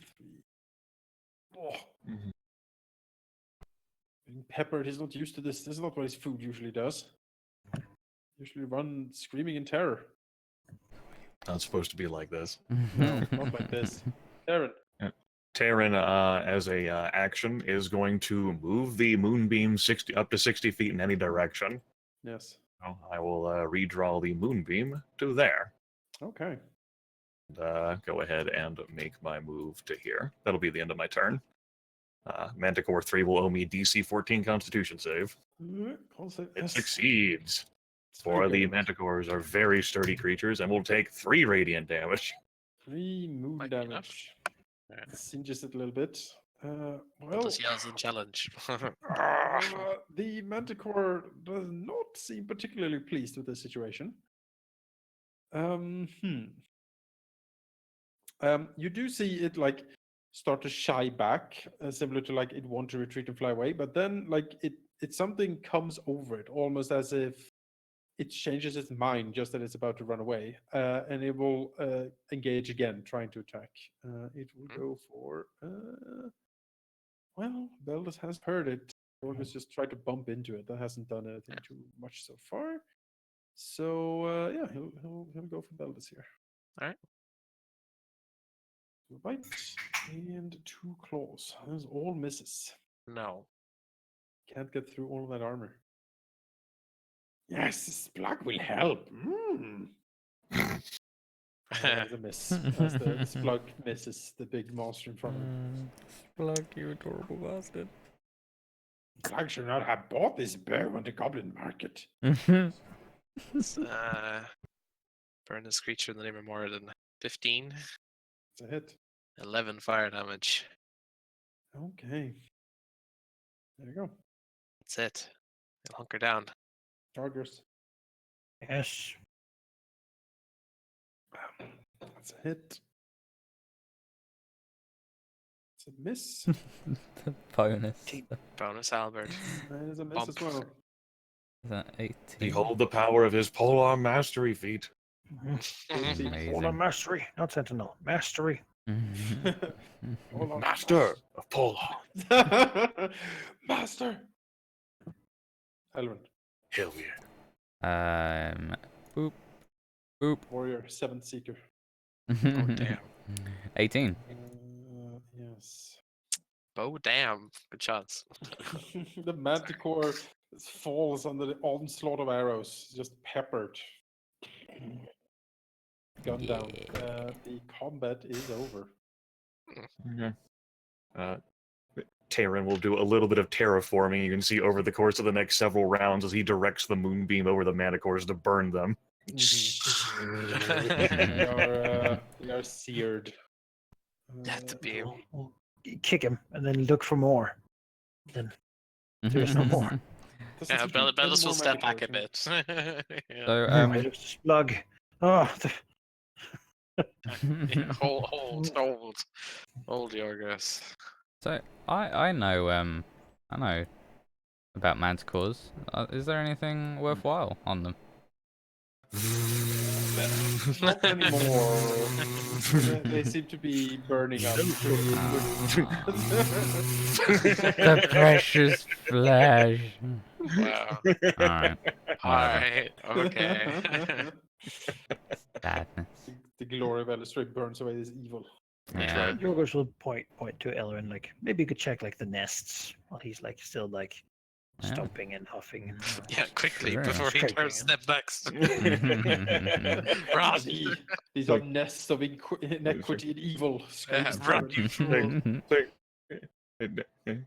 Taerin looks very pleased, for the bodies of all evil enemies are to be burned as offerings to Illustrate. Nice. So this must be done. Fair. That just looks That behind is why he has worked on setting fire to to all enemy and evil enemies. Can't In the complain. back of his mind, he knows that Elstrade is pleased, bringing her grace and glory into these dark places. Well, you can rummage around the nests if you like. Yeah, why not? Let's have a look. They seem to be constituted of large piles of soil, torn tapestries, curtains, intermixed with human bones, broken bits of stone, like a half a table, stuff like that.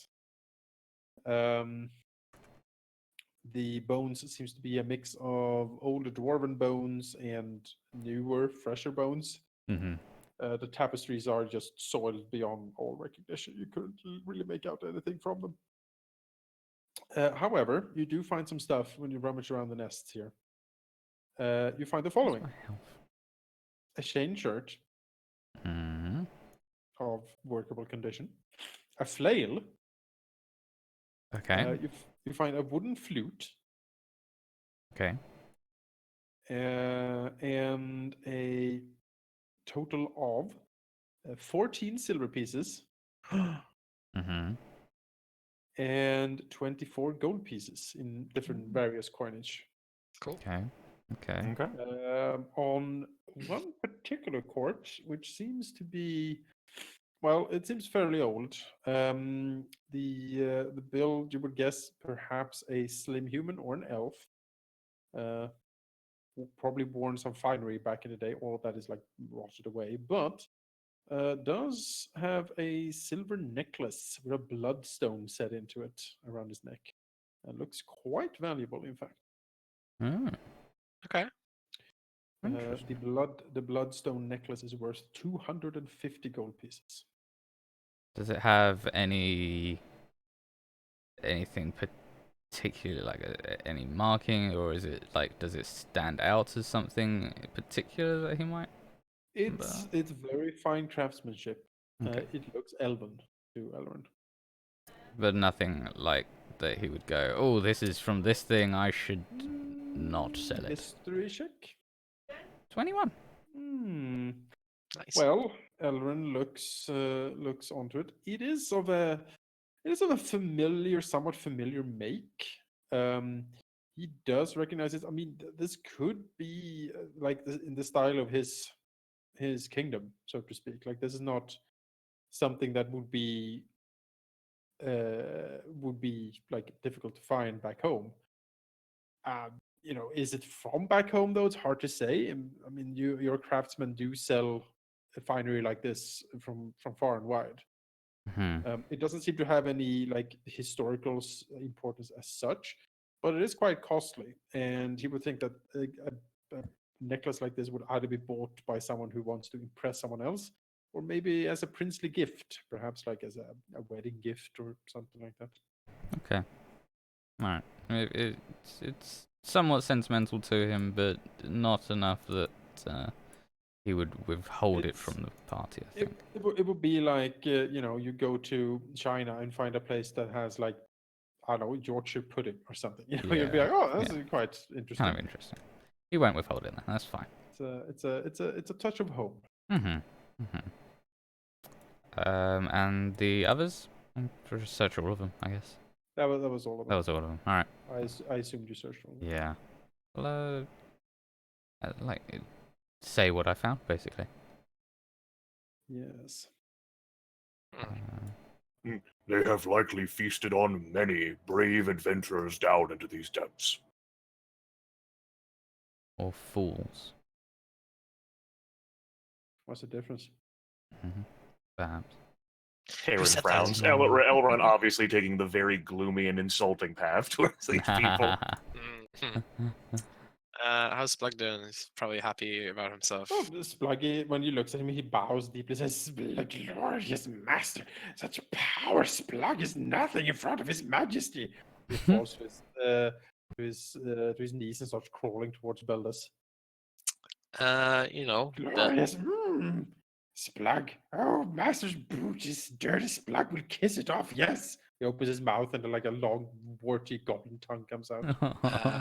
Beldas will move his foot away and say,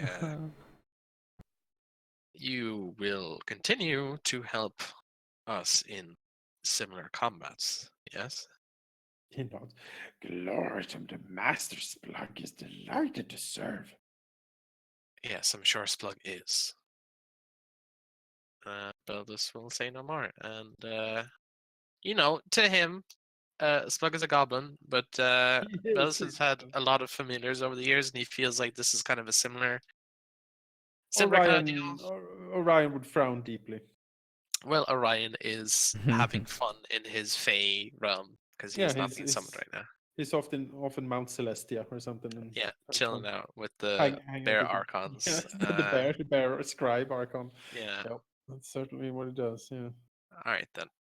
That's fine. As long as Taerin doesn't kill him, it might be useful. Taerin has no reason to immediately engage in violence with the creature. I've seen you burn those bodies in here. I have given you control over him, so you can move him around. Oh, yay. Let's keep him. Once heard of a Splug from stories. There have been many Splugs over the years. Yes, yet he is the third. Yes, he is the third. When he says many, goblins' definitions of relative many. numbering. Yeah, it's one too many. That's how it goes. And that's not two and then many. It's too many. So. Thanks for clearing that up. Yes. There seems to be a large remnant of blood here. You would guess that something very large has died here, or like just a big meat pile has been laying here. It's quite fresh. Taerin will approach it, looking at it, say, "It is obvious that something comes to feed these manticores then when the adventurers do not come in themselves." Well, which door do you think it lives behind? The blood trail comes from this. Yeah, I was going to say I could have a look. Yeah, Taerin gestures. Blood trail seems obvious. Shrugs, right? What's the door like? It's like a big dwarven door. It is a big dwarven door, yes. It is closed currently. I can't even see that door this elf. Eleran can't even see that door this elf. My god. No, I can from here. I measured. Oh, you just moved it to 90. Oh, you cunning metagamey bastard. You're so clever. Nah, he just wants to be able to You see. can see the wall. And I Such a red guy. I knew it was down there because I obviously went down to that southern Oh, so nest to close Right, check. the you door. obviously went to loot the nest, yes. Yeah, so I knew it was there. That's right. Push the door You were open. like, oh, there's a door. I'll remember this. I will remember the door was The door is plugged. the door plug. The door opens. Behind Reveals that a door is another corridor. bath. Aha! What a pointless door. Peek. Leading And then places. move. Ah. You peeker. Well. Just because this is Hallister. Random hallway. Mm-hmm. With full of Oh. like I more didn't even see cute that cube one. janitors. I didn't even see that either. Haha, I have the eye, my friends. Yeah. That's right. Thanks to Splug the Third. No need for Orion anymore. Go this way. As you move here, there's a horrid stench coming from around the corner. Aha. Absolutely putrid. I think we Oh. found something. Ooh. Move. Oh no. Like Taerin like pokes his head around the corner, like inhales deeply. And Oh, that's bad. It is, yeah, it is foul when I was coming here. Beldas peeks around the corner and sees a large refuse pile. It is just, it's basically rotting meat and shit just piled in a huge lump. Okay. Beldas will hold his breath, I guess. Leave Slug here. Splug Peek around nods. the This is corner. very wise. All right, Hello? Beldas peeks around the Of course, I corner. cannot understand why the dwarf would go there instead of tasking the goblin to do so. You So look be around the it. corner and you see a peculiar sight. Pressed up against the wall, seemingly trying to hide, is a large and voracious looking troll. It has an apron on that is dirty and bloodstained, and what you think is the remnants of a chef's hat. Has it seen yet? Yes, As it's in- looking straight at him. As in the tall French kind? Yes. Okay. I mean, it doesn't look overly hostile. It seems, right? It looks, looks at you and grunts something. Beldas will wave a hand. Obviously, I don't understand what it's saying, do I? What languages do you speak? I don't think I speak troll. Could be wrong. I don't think Sometimes troll I do. exists. If I drank enough ale, maybe. Trolls Languages. speak giant. Common, Dwarvish, Draconic, Primordial. No, I don't think this guy speaks any of those. Goblin? No, Abyssal? no. Can Splug talk to this thing? Splug peeks around the corner. Yes, Master Splug can communicate. He nods eagerly. Then, And then shoots a very sour look at Yorgos. Troll chef. then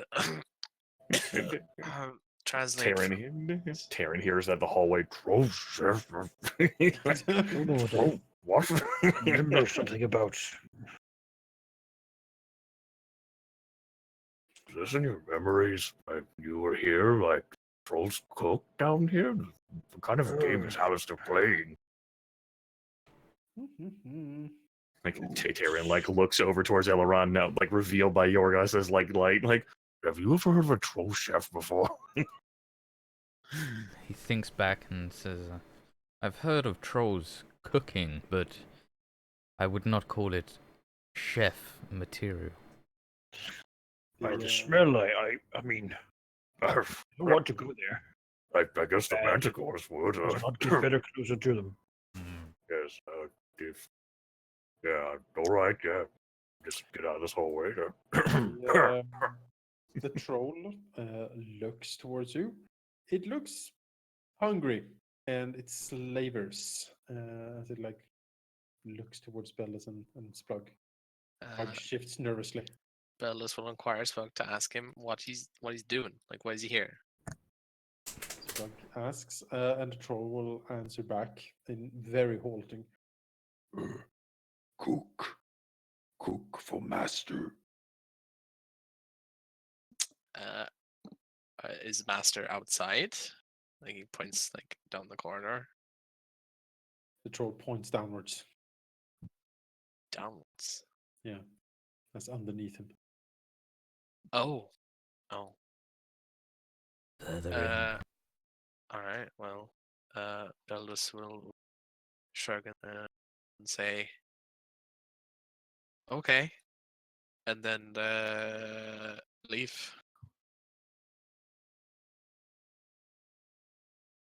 All right then. Like, yeah, live your life, troll. I guess you're not bothering me. Beldas will get out of this corridor first of all, and then he will tell everyone what had transpired and what's in there. Yeah, bit weird, but it's Alistair's dungeon, and it didn't seem to attack him. So Well, it's going to have plenty more time. He like looks like Trolls are evil, right? They're beasts, and monsters. he like looks around like Yorgos' shoulder, like down the hallway. is it following? It seems to be sort of peeking around the corner towards you. Oh, shy. No, shy troll. I mean, surely it would be cooking adventurers, right? What does this down here, really? All right. How about this? But maybe we can talk to him, convince him to give up his evil ways and become a delver like I did. Perhaps he's just hungry. Beldas will reach into his pack, take out a ration, and he said, he looked hungry, so he'll kind of throw it haphazardly over there. To the troll. Okay. The troll reaches out a very long arm, picks up the ration, sniffs it suspiciously, and then plops it into his mouth, and then he starts chewing thoughtfully while looking at Beldas. Its narrow little eyes. And that's why it's now going to follow you like a stray now. You fed it. Held as monster ruler, master of trolls and goblins and Jesus Christ. the clan. Does it say anything or? The troll seems to be single. No, it just That's looks at not him. asked. Oh. Hmm? Okay. All right. Well, this troll's master. What exactly does it like? What does it cook from? Like, what does it use to cook exactly? Creatures that come here, if no creatures, go to meat room. He points down the corridor. Oh.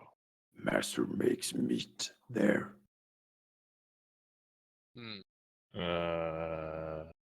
Oh, Yeah, when Two-headed Splut king. translates that, Taerin's like, meat room? Like, begins to edge down, heading for meat room. The troll nods emphatically. Lots of meat in the meat room. Yes. Well, you seem to have been hiding from us or from something else. Can I get a insight check from Beldas? Yeah, sure. Am I good at this?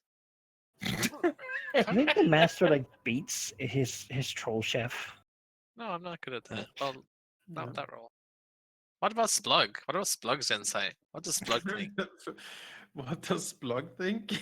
Yeah, like, what's his insight? Oh, -3. well, Splug shrugs. all right, well. Beldas will inform the troll chef that you're here to explore and such. Will not harm it if it doesn't harm them. Because like, If you're looking more meat, there's manticores in the other room. Yeah, like we just killed a bunch of manticores there. You know, they've been sizzled and burned, perhaps. You know, Already and cooked. already The cooked for you. troll looks slightly aghast and says, Those were ones I cooked for. Oh, Oh, well, Don't they have to worry about that. unfortunately we had to defend ourselves. But I guess you are free now from your masters. Oh, you should give him a coin so he can get up the. He'd be killed. Waterdeep is very cosmopolitan, but I'm not sure it's troll coming out of the well cosmopolitan. I think Wow. Durden would No. take one look at that situation and give that one a no. Durden would have some stern things to say about that stuff, yeah. That would be a Right. great story in Volo's books. Yeah. Sat in the yawning troll- portal one day and. How does Dobby react to his freedom? Well, he just stares sort of blankly ahead. Bell He just doesn't. like He doesn't seem to consider himself free. okay. Well, Bell just kind of smacks himself on the head. Is like, you know, low intelligence creatures is difficult. Let's go kill the master, then we can see about this. Yeah. Beldas will say, well, you can see for your own eyes. We will go down. Huh. Look away! Ah! Mhm. What are these Endless hanger-ons? hallways. Get off me! God damn! As everyone gathers by him, Taerin says, "Right, so I'm fairly confident that that it was commanded by Hallister to prepare food for the manticores." Yes. This seems like a sensible deduction. Yes. That is using my incredible dwarven ingenuity. Well, we are looking for the two-headed king as well. Two-headed. Kings don't have two heads. Those don't exist. The ghost said so. Oh, if a ghost said so, it must be true. Always It was believe the not ghost. 100%. I mean, And Taerin else like would it looks say? and seems He, like like- pointless to say if it's not true. he looks aggravatedly at like more hallways, and he inhales deeply. Like if there was like some sort of meat room that was promised, maybe he can Yes. follow his nose to hell. Yeah, most certainly. As he inhales, he quickly realizes that was a bad mistake. There's again a horrid smell coming from over here. I'll throw a Constitution saving throw for myself. Okay. He's just like, He's like, "Ugh." Oh, well, yeah, meat room's this way. like, sort of like staggered, like walks. Oh yes, Just like a door down here, or is it path? it's a path. Okay, can you just look down it. Yep, this is meat room. Oh, Yes. The room reeks. There are piles and piles of rotting meat on the tables, like here. It's just absolute piles of it. It is riddled with maggots. It is just it is an abattoir, a foul slaughterhouse. Just oh my god.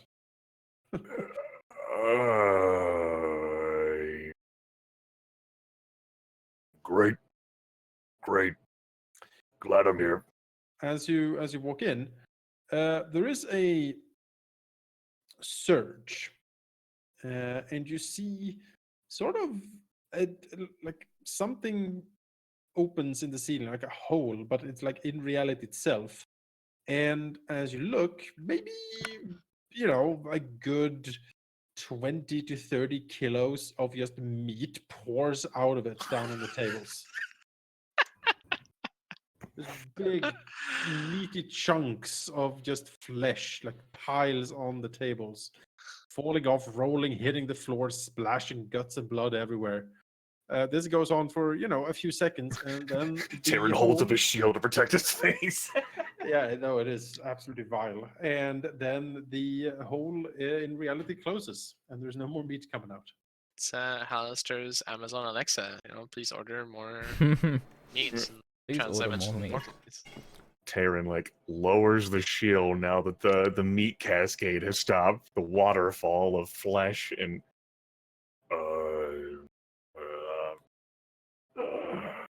he doesn't have like any good words to express this. Eleran says from like down the corridor, I really hope that's the weirdest thing that we see Just through gotta this whole take thing. this alcohol, pour this into this rag, put it over my face, and then I'm gonna walk over this way. Yeah, the room is difficult terrain with like all the slippery guts and everything around.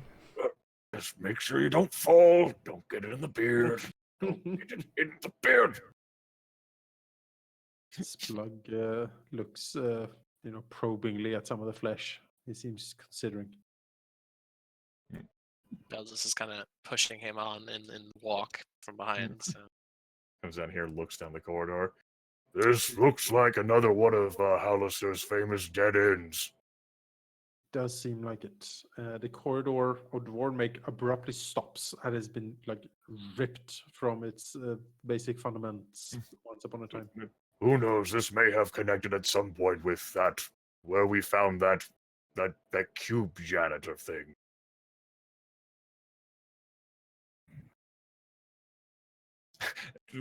Yeah, like there's like with all the blood and guts and gore and dirt around here, there's no like he just like has like that sudden epiphany. Like there's not more like cubes that are gonna come like out of the woodwork. Like it's dirty here, right? It is quite, yeah. Mhm. All right. He breathes a sigh of relief into the alcohol rack. what are these? What are these things? Those seem to be once upon a time quite nice fresks, similar to what they've seen before in the bathroom. But they're so like cut and jagged and really destroyed. Like huge gashes are over them, like if huge clawed creatures have attacked them. It is very difficult to make anything out, but you would guess that this maybe would depict like images of cooking and feasting, something like that, perhaps. It's hard to say. He's desecrated the dwarven halls. It's blasphemy. Most assuredly. Alright. Corridor number 99. What's down here? Oh, Let's see. let's see. Who? Yorgos will know. So What? nothing. Just keep going. Oh, it's alright. You could go first. I don't mind. Ah. This room can It's horrendous. light of the moon. The corridor up north terminates in a similar way to the one over there. But there is a door. There is a door. The door is hanging slightly open. Oh, oops. Well, guess I'm looking at it. It seems to have been a tool shed or like a servant's cupboard or something. It is now, he sees some destroyed pottery and stuff in there of ancient Dwarven make. Is there anything in the pots, maybe? Perception. Oh, no. Okay. Perception. That's a skill. There it is. It is, yeah. All right, let's try. He looks with his tired old eyes. Pokes around. No, nothing really, but he does find a silver fork that's worth 5 gold. Okay. Mm. I mean, sure. Pocket fork. I mean, Shrug. that's like a couple trips up and down. I mean, yeah, that's worth 50 silver. That silver fork. Think about it. Yes. Or 2.5 of them. It's 10 electrum. Ugh. Taerin has his abacus out, counting. That's right. It's like amongst the blood and viscera. So, Yeah. 2.5 electrums. Well, Yeah. math really helps to cleanse the mind. It's 10 electrum because like 2 electrum equals a gold piece. Oh, that's true. Don't see electrum much these days. Yes. No, they kind of phase that out. God knows why. Yeah. Well, let's elect to go down this corner then. Hmm. Uh-huh. Just Goes gonna first. leave this room behind forever. God damn, these corridors are so. Which way is the way I should be standing? Like, I feel like I'm squished in here. Is this Um, okay? That's okay. I assume you will be pressed against the wall as you go down. No, either way, I'm pressed, so I guess I'm very sneaky for some reason. Secret agent dwarf. Is Splug like trying to just copy my every movement? Yeah. Like, Yeah, he does. He does an exaggerated tiptoe behind you. He is Master Skulker. Yep. Very quiet, oh yes.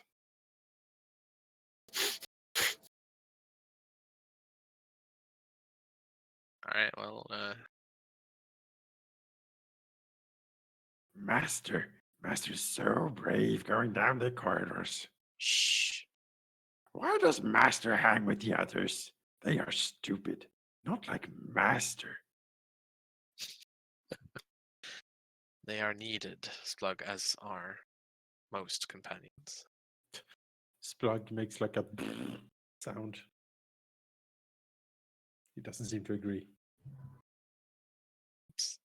Is there anything around here? Oh, of course there is. Okay, well. Oh. Maybe Hallister got like this dungeon level from like the bargain bin. Clearance sale on corridors. Fuck yeah. Yeah. Like even like dwarven holes are bad, but like at least there's some logic to them. This is just like, oof. This is a The dwarf's door- nightmare. The door in front of him seems to be rather extravagant as a door Oh. go.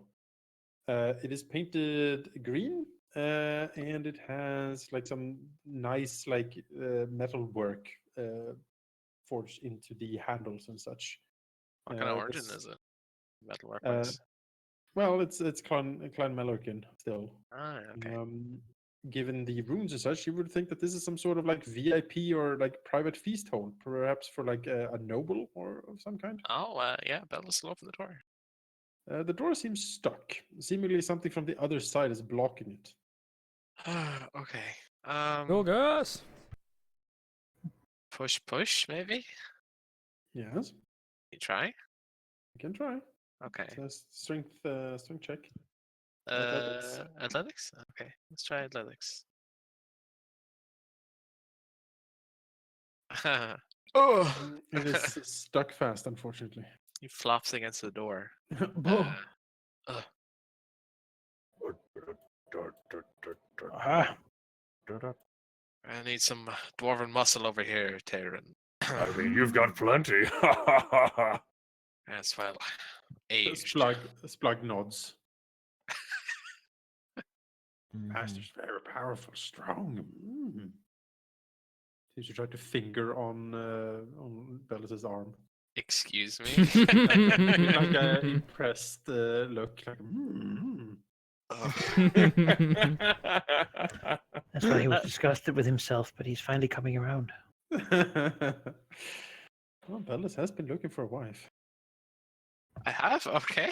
It's Like been your whole 400 quest being years. here, right? This conversation brings me back to this morning. Yeah. Well, Oh no, what happened this morning? I guess I still have that ring. Yeah. But, I need to watch those Check out streams our, now. check out our Warhammer Street to find out more. Let's see. Not Stream athletics is fun. check, just a pure strength check. All right. Yes. And 20 plus 4. Hashtag pure strength. 21. yes. The door flies open. The power of a Um, shoulder. Yep. The door flies open, and there's like a clattering smash as whatever is behind the door gets smashed into the side of it. Oh, It flies open, revealing what does seem to be, once upon a time, yes, indeed, a private like dining hall, presumably for important people. Taerin steps to the side. There you are, Beldas. Nicely done. Do come inside. I'd be quite lonely in this large hall. Well, you're inviting me. I suppose I couldn't possibly refuse. Smashed behind the door, seems to be the now quite crushed remains of a female dwarf. Oh She, no! You obliterated the skeleton of a female dwarf. Previously alive and well, but now completely. chained to the door. Oh. Wait, was her name Hodoret? She held the door, damn it! Get the Halldamir, fuck get out. out of here. Never come back. Well, upon seeing the spells, we'll send a prayer to Moradin to guide this poor dwarven soul. Yes. You know. She is dressed in some tattered leather armor and a matching skull cap. She also were clutching a dagger, presumably, and now lies like on the floor a bit away. Yes. She also has like next to her a old but seemingly well-stocked burglar's pack. If anyone's interested in that stuff, you could potentially take it. Burglar's pack. Yep. If anyone doesn't want it, I'll just pop it in the pool for now. Sure. I don't.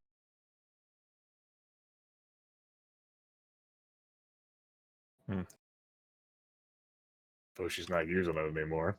Yeah. No, she's not. Hmm. The tables in here are fairly undisturbed. A thick layer of dust is everywhere.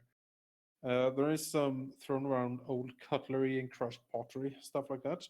One thing does remain, however, on one of the like seats at the table seems to be a dwarven tankard, a stein with a hinged lid in the shape of a dwarven face. Oh, Like scowls at you when you look at it. hello there. That's a dwarf's default expression. It is. Yeah. It is grumbling. Where is it exactly? It is exactly. In this universe, it's called resting dwarf face, not resting bitch face. Exactly. Spec us watch. Taerin looks at it and he frowns. He's reminded of home, and he doesn't like it. Bunch of surly dwarven bastards. Splug glances at Taerin. He frowns as well. Right, this tankard. Yes. Hello, tankard. Yes. I mean, Tankard Beldas. seems unmoved. Hello, Yeah. tankard. Beldas is very paranoid. Is this a weird tankard or is this just a normal tankard? Questions you get asked. Is this a weird tankard? Well, I mean, it's got a dwarven face on it. That's pretty weird.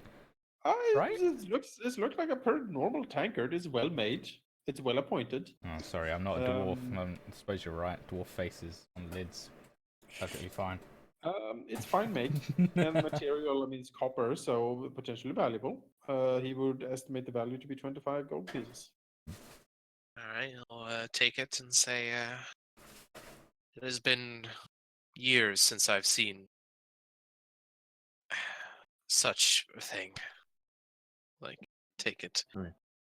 How many of you drink from a tankard, a cup, a stein, a mug that's worth that much? It's a princely sum. That's a lot of money. I love that the word prince and princely has been thrown around so much this session. Yeah, well, it's a good moniker for pricey stuff. Yeah. Beldas kind of strolls out the door and muttering to himself, saying, yes, well, the king commissioned himself a set. It's, waste of money, I say. But just wanted him to, invest in a good pair of shoes instead. Yeah. Pair of dwarven slippers keep you warm. Yes. Cold floors, mountainous floors. Oh, Beldas has the best slippers. Well, of course, the king's quarters would have lava running underneath the flooring, like floor heating. Floor heating with lava, Yeah, obviously. It's a very warm floor, I feel. Well, obviously, have enough stone between the lava and where your feetsies walk. It's a whole, your feetsies? Your feetsies Yeah. walk. You know, Dwarven thermodynamics. It's the Obviously. first class you take. It's true. It's true. When It's a whole engineering guild, like Yeah. the Road. Yeah. it's for heating. It's the heating guild. Oh, It's all about lava, Central the- heating. different Central types. Heating Guild. Yep, the different types of stone and their thermal properties. That's a very surly dwarf. There's an expert at that stuff somewhere. Of Oh, yeah. 100%. Yep, Yeah. without a doubt. Taerin says, Well, you three have more experience with this floor than I do. Where do we head now? I mean, there's still a door. There's still a door. Of There course, is- there's still a door. I was asking where we head now. Back to the door, Taerin. Back There's to the always a door.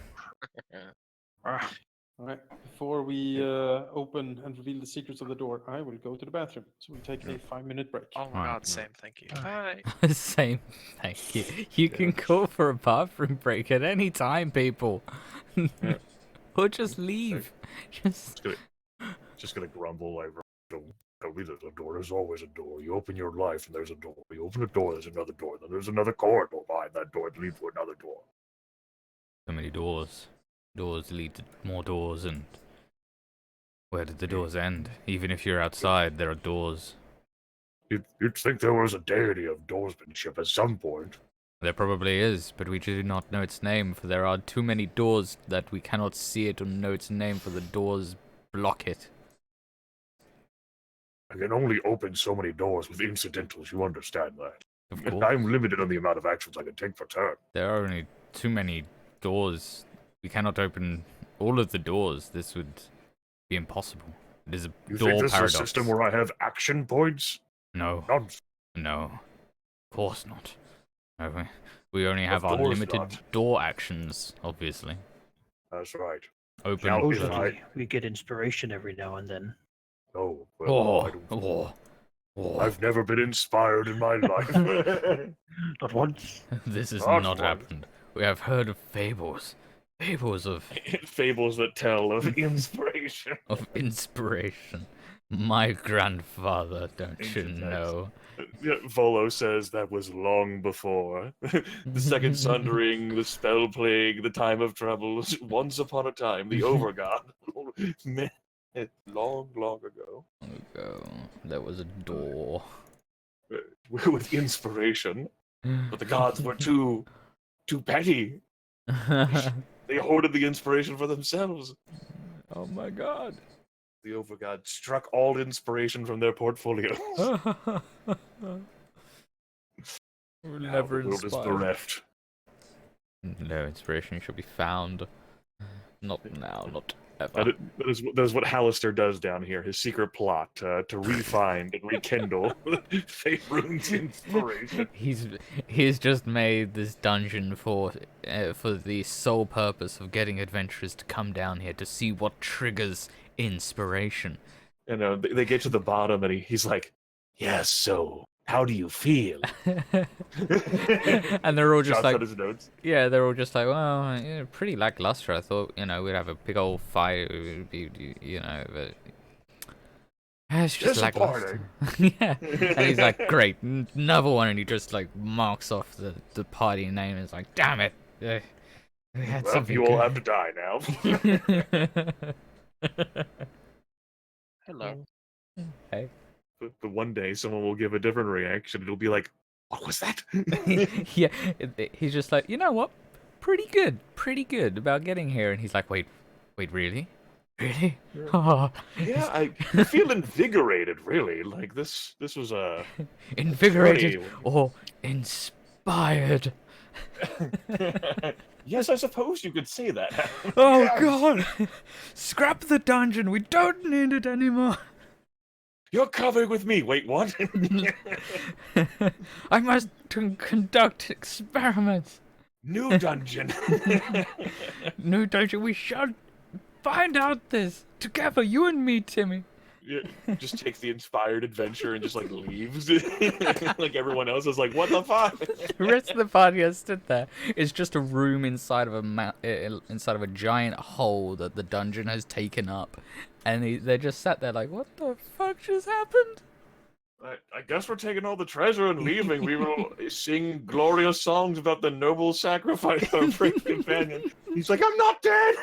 Save me! We will miss you evermore! How you nobly gave your life to distract the brave mad mage. So that we could... He's just abscond with screaming, him. and as he's being pulled away, he's like, "Save me! I can't." Farewell, and Alistair's like, oh, we will do great things together, you and I, bringing inspiration back, nay, not just to Faerun, but all of Toril. Everywhere shall be inspired. It's gonna be beautiful. You and me. God thought he could cheat us. We're gonna take this inspiration. We're gonna shove it up the fucking god's ass. They're not gonna know what's gonna happen to them. Oh, it's too good. Hello. Hey. Inspiration got out of hand. Yeah, that's good. As long as you have fun. Have fun, kids. Back. Welcome back. Next back. time on Halldamir and Griff lose their minds about inspiration. That's it. Griff died. He's Is that gone. your news on this side, or? Oh damn it! Hang on, where's Alright. the clip button? Because shit, What? only does 30 seconds. It's not gonna capture the majesty of what just happened. Okay, This is well, recorded, Halldamir. This is recorded. So 2 hours 25 minutes in, gonna be good. Amazing stuff happened. Amazing stuff happens. I'll write it down on my notes. Just go back like 5 minutes. all, well, all right then. I don't Oh, know where Griff's gone though. He's vanished. We got to the Griff's point gone. where Hallister was taking an adventurer that was inspired away, and his party was like, "All right, I guess we're just gonna leave you to," and he's screaming for it's just yeah. I'm gonna go back to eating my Chinese. Oh. yes. Well. Where did you get that food, Eleran? In front of you is a set of double doors. Mhm. They seem to depict runes and images of the Dwarven pantheon, similar Oh. to what you would put onto a Dwarven temple. Beldas is. Let's have an audible gasp.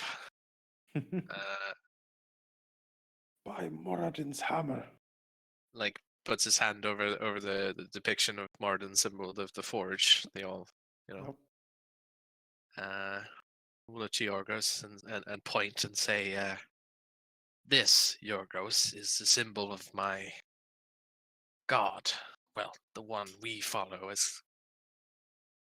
His name is Moradin. I'm sure you've heard me call him."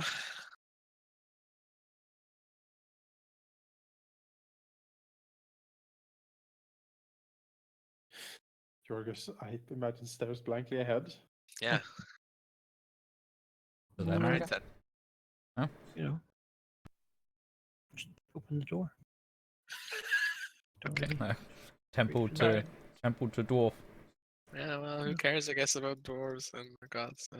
If you don't want him to, he can let you do it. No. You know. I'm just talking to you directly, and then you just open the door. So I was just wondering. If you... That's fine. Open away. All right then. All right then. Figures this probably isn't a dwarven temple anymore. It is a tomb. Well, let's see. Find the thing. I need. It opens, and you see A a door. strange sight. Ooh. In front of you, on the ground, lays lays a strange green bluish Meh. corpse, desiccated. It seems like shriveled up. The tongue is hanging out, and all 6 feet is like sticking out up into the air in weird angles. In one of them, it seems to be clutching a slightly glowing transparent orb. Ooh. Cool. What is it? Like the creature. If it's a monstrosity, then it's a 21. That is a dead basilisk. Alright.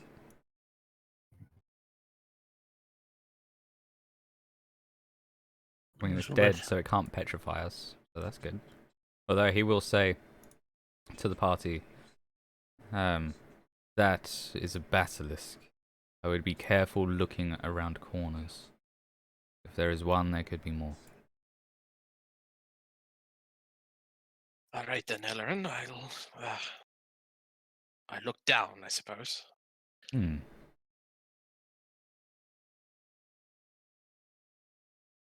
Yes. Oh, Backslug. Splug will investigate for master. Orb. Well, Yes, a faintly glowing translucent orb is clutched in one of the monster's paws. Beldas will gingerly try and pry it out, I suppose. All right. You can certainly do that. As you touch it, the like claw that holds it just falls to dust, and you hold the Oh. orb. I remember when other corpses fell to dust. Yes. That giant. A giant, like, snake corpse. Just poof. Well then, Beldas will hold the orb. And now that he can do this, he will cast Identify. Oh, he has identified. Yes, from Moradin himself. He will, call upon his aid and touch upon his glasses. They glow with divine light, and he can see the true nature of what this orb is. Reveal to me your secret. Yeah, well, only 1 minute casting time. Much more reasonable than an hour. Yes. He has an owl feather. It's the last feather he had. Oh. Yes. Let's see. Choose an object with tensions and casting spell as magical items. Learn the properties and how to use them. All right. This, Bellas learns through his magical spelling glasses, is a drift globe. Oh. I shall.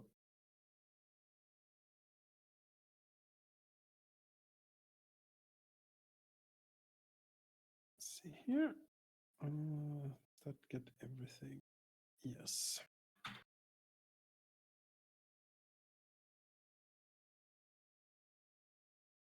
Huh. Oh, okay. Interesting. Just throw that behind Eleran and go, peekaboo! Certainly. Rude, but alright. Yes. Yes, indeed. Post this here too. So. All right then. Yes. Uh, And with identify, he has also learned command word. yay. What is the command? Daylight. What's Dwarven for light? Lux? Peekaboo. I don't know. Well, he knows, but I don't. So yeah, all right. Yes. Yeah, on the wall in front of him are more depictions of Dwarven pantheons. You recognize all the greats here. Dumathoin, Moradin, Bernard True Silver, Clangadin. Wait a second. Wait. Hmm? Clangadin? Yeah, Clangadin Silverbeard. All right. It's the Well, Dwarvish pantheon, don't question it. The Clangadin Silverbeard is the father of battle and the Wormslayer. Yeah. He's part I'll of the just Morndin copy Saman, that. the Dwarven pantheon. Hmm. His symbol is a crossed silver axis, and his lawful good. His portfolio is war and valor. All right. Don't be very loud when walking for hallways. Yeah, well. All right. Yes.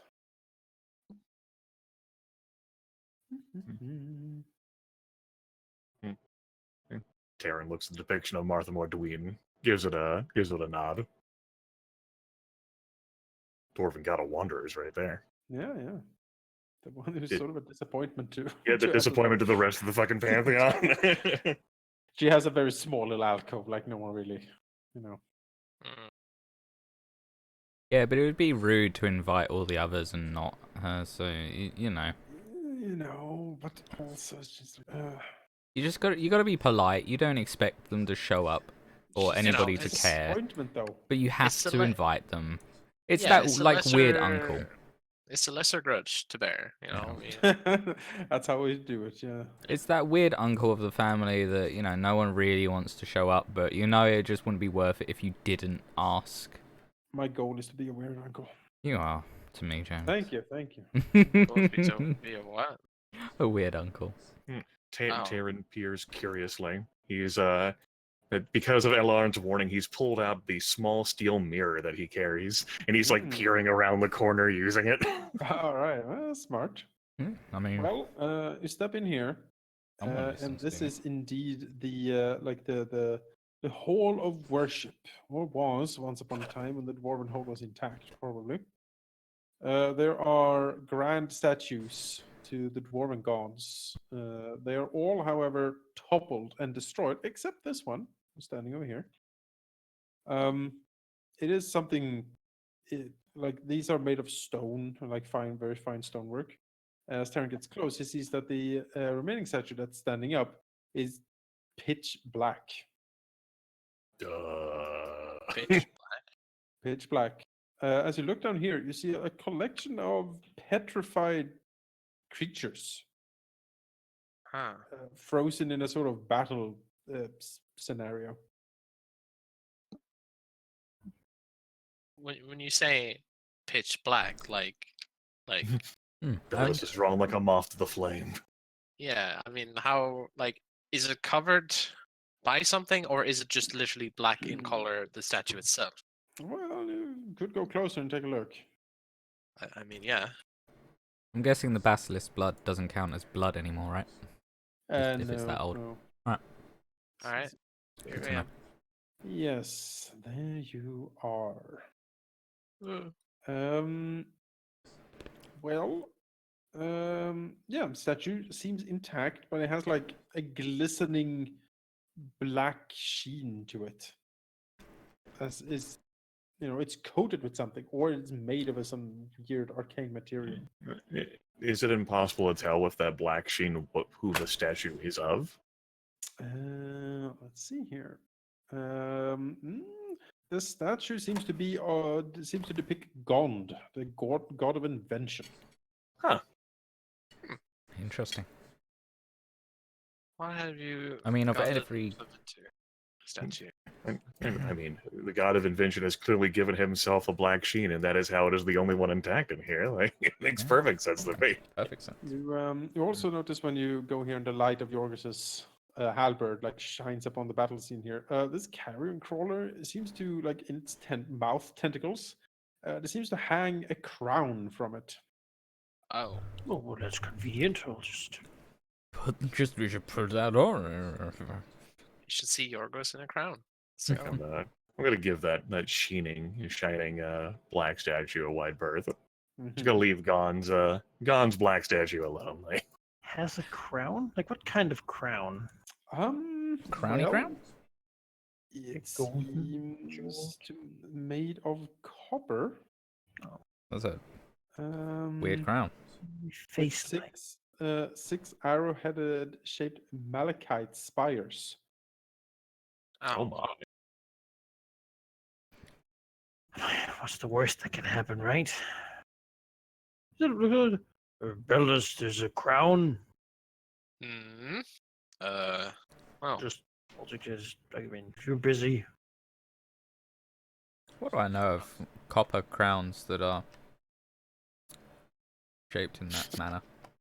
Carried by- Is there a king, a lord, a no. Weirdo. Beldas will gesture Yorgos to just take it. Yorgos will take it out of the Alright. mouth. all right? He doesn't really no- care about the statue. If it breaks a little bit, that's fine. No, nothing seems to really happen. You have picked up the crown. Looking at it, I mean, you know, the malachite is worth something. He reckons it doesn't seem to be a very good make. It's like, looking it up and down. Actually, there's no respectful craftsmen have done this. Certainly, this is something else. Someone else, like with poor smithing skills, have tried to make a crown. Just Oh. go and shoot to build this.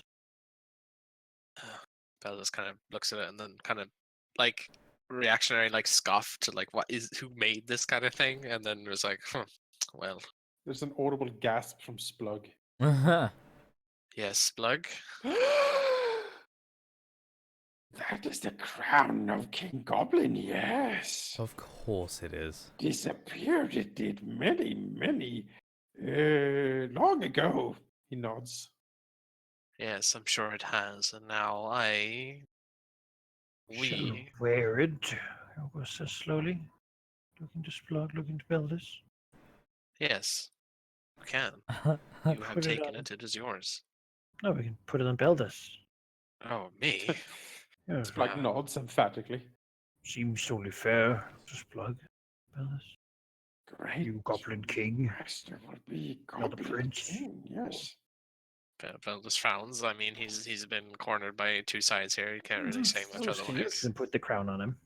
All right. Beldas has a Alright. crown on him. Now you have to wear So- something of cruddy manufacture.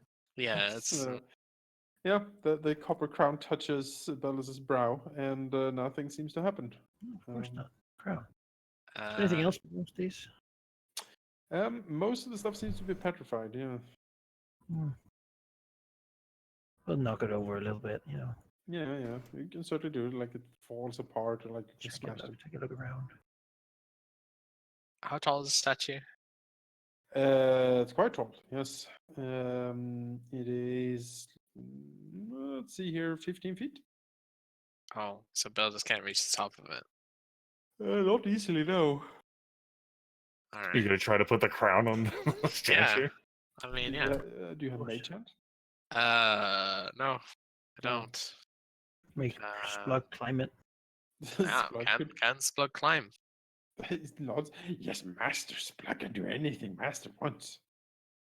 Then humor me and try and put this crown on the statue here.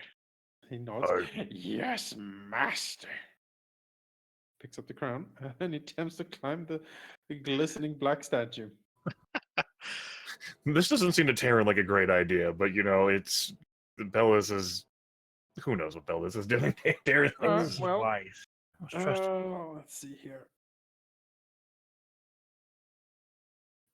Yes, Splug like grabs hold of the statue to start climbing, and then the glistening black sheen sort of undulates Oh, and sloughs off the statue. oh. Okay. Oh, hello. Yeah, Yeah. yeah. We go to Yeah. initiative. It's very safe. I mean, I'm, it's covering something. ooh. So. 14. What? It's just a statue. I can't add Splug to initiative because you need to like let me not edit it. Yes. If you know It's what I mean. our statue. Oh. I think he Nice. melted. No. Nice. Nice. Zero. He melted away, Wow. probably. Nice. Sweet zero. Ah, got Yep, the black oozing mass surges forward. Taerin looks on with Uh, horror. Halldamir. Let's see here. Yeah. Splug will take 6 acid damage. Poor Splug. Poor crown. No, not the crown. Probably worth like 2 gold. Can melt that copper down. All right. Malachite's a bit more valuable than copper, I'm sure. Yeah. All right. The black puddings, and well, it's gonna ooze around a bit here, and it's gonna use its pseudopods to try to grab hold and smash things. Okay. Do, do, do, do.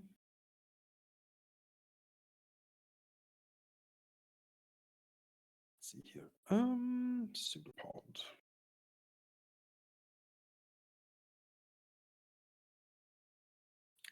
Yeah, it will attempt to attack Splug, I think, since he was the one who touched him and released him from his slumber. Poor slug. I don't know if that hits. Let's see. Yeah, that just hits him. Does, yeah. Well, Splug dissolves in glistening, sizzling agony, and like just he's reduced to sludge. Well, Okay. Well, it lasted about an hour, Okay. guys. slug. That's going to be gone the crown too. I imagine that falls right into the black pudding. He will drop the crown into the pudding. Yes. And it sizzles. It can be fetched out probably if someone is acting like on this round, but it's slower dissolving for sure. Yeah, the pudding is fine, and Splug is having a bad day. I don't think we have to worry about Splug's days. Not anymore. Eleran. Yeah, big old black pudding. I'm gonna try and kill it as quick as I can. So the usual. Pew. And that's a crit on one of them.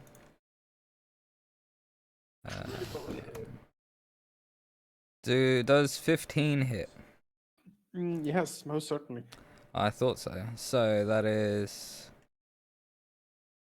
43 damage. Okay. Magical. Magical damage. Very specific. 43 magical damage. Yes. I have no intention to go anywhere else. Yeah, I don't want to get close to that thing either. All right then. Yorgos. Don't have to get close to it to hurt it though. So looks this javelins frown slightly. Takes out the trident Okay, sure. It's trident time. over here. That will throw the trident. I will use a javelin though.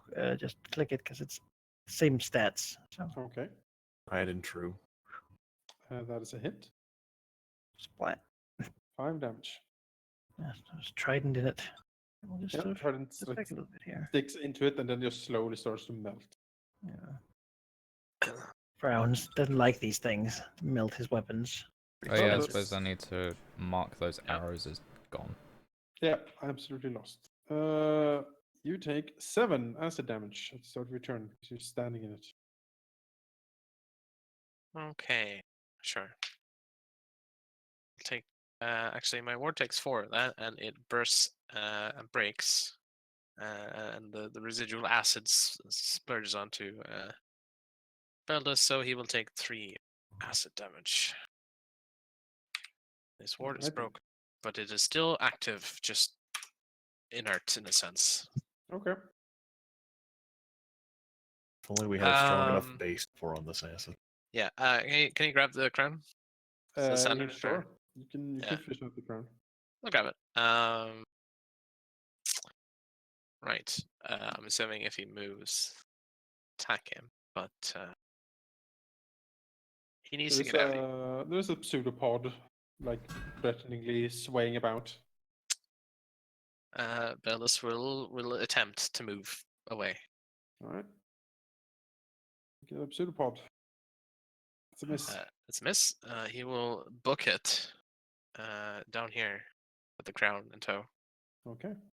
That's his turn. Yes. Taerin. Taerin is treating this like that sort of jelly thing we saw in the hallways, as in he doesn't want to fight this at all and would prefer to like leave. So, as a standard action, I'm going to use my other second level spell slot to throw down a moonbeam. Yep. There, I don't need to make that border that big. I was going to Let's try say that that is again. a thick Let's pick. border. Thick beam. Yep, and it's thick beam. That's my standard action. That will take effect at the start of Black Pudding's turn, and then as I move, I'm out of here. It's going to be the end of my turn. Okay. The Black Pudding will owe a DC 14 Constitution save. All right. DC 14 con save. No. It will fail. It takes 17 radiant damage. And may go about his turn normally. Burns. The pudding burns. Well, pudding is hungry. Yeah. An Undermountain pudding eats you. That's right. He'll slough over here.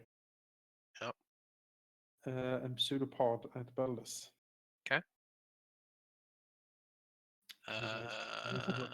Nothing I can do about that. All right, 15 damage, and my armor takes a -1 to AC. Yeah, Yes, cool. correct. 10.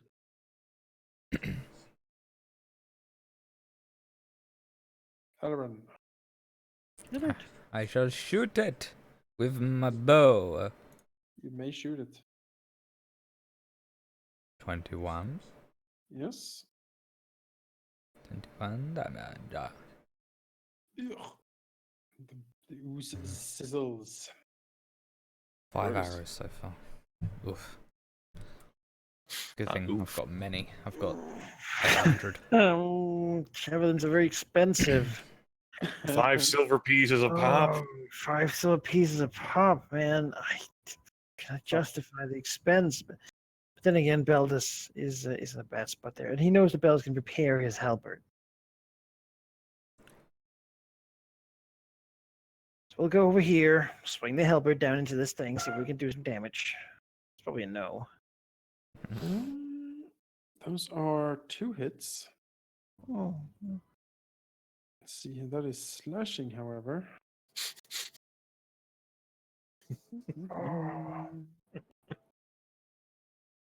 Which means, let's see here. This is gonna be great. you have to save Beldas, right? Yep, gotta save Beldas. It's That true. spot. Our characters don't know any better. How would I? I've never seen one of these things before. It splits. Oh no! Who could have predicted? Oh no. Well, we'll try to use the horns to push number 2 their way. Too close to me.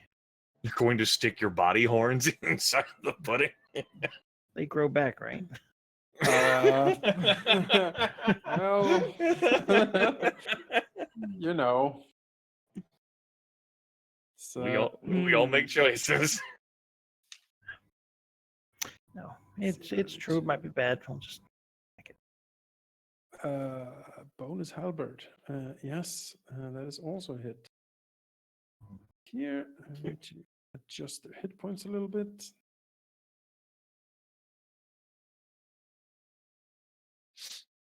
So it actually is taking like that slashing damage then. It is taking the slashing damage. It's just splitting. Okay, cool. Good. It is.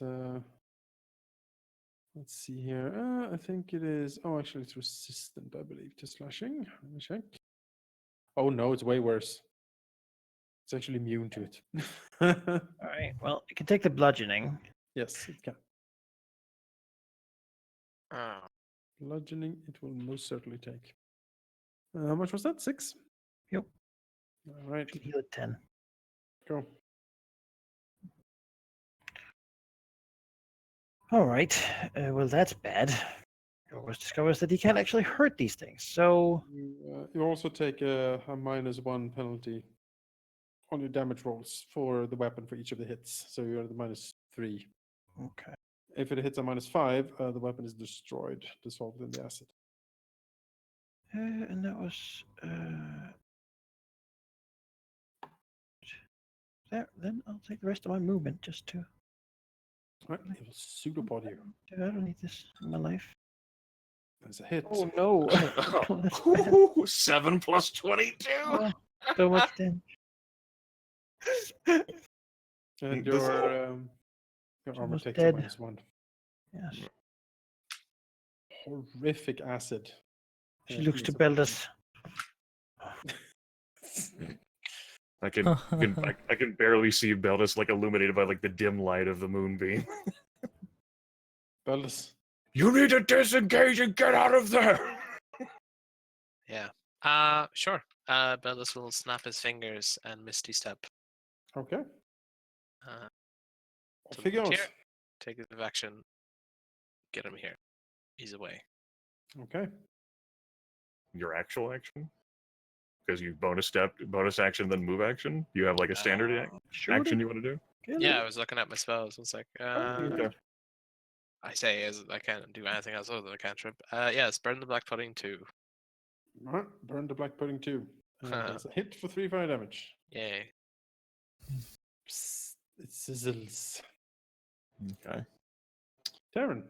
As for my turn, I will take the action to move the moonbeam 60 feet in a direction. So I will redraw it like so.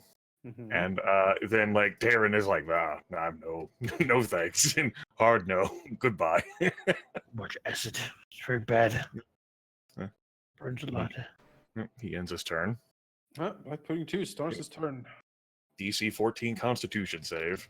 No. That will fail. He'll take 2d10 radiant damage. 8. 8. Oh, the pudding is so hungry, but this is hurting him. You go back to the statue. Fine. No, the statue was not tasty at all. There's some flesh. Finally, after 10,000 years, I'm free to devour. Yes, I'm free. I'll go here. A little double move here. Do you do the bonus attack? Yeah, No. the reaction. Alright. It hurt when he did, so he won't do that. Blood pudding 1 will Bad, go here and bad, walk into the bad thing. All right. Use his rest of movements to go here. Give me a Let's see. Constitution save. Has a fail. 18 radiant damage. Oh, That's right. moon. The power of the moon. The moon. So that we don't split and make 9,700 black pudding. Yeah, yeah. No, they seem to be barely holding together at this point. They're just popping like big chunks of them are being left behind as they slough towards Yorgos, That's good. reaching with their tentacles. Eleran. We'll shoot for pudding 2, then pudding 1, depending on death. Okay. 9? 9. Let's see here. That kills the first one, yes. It's 5 on 1.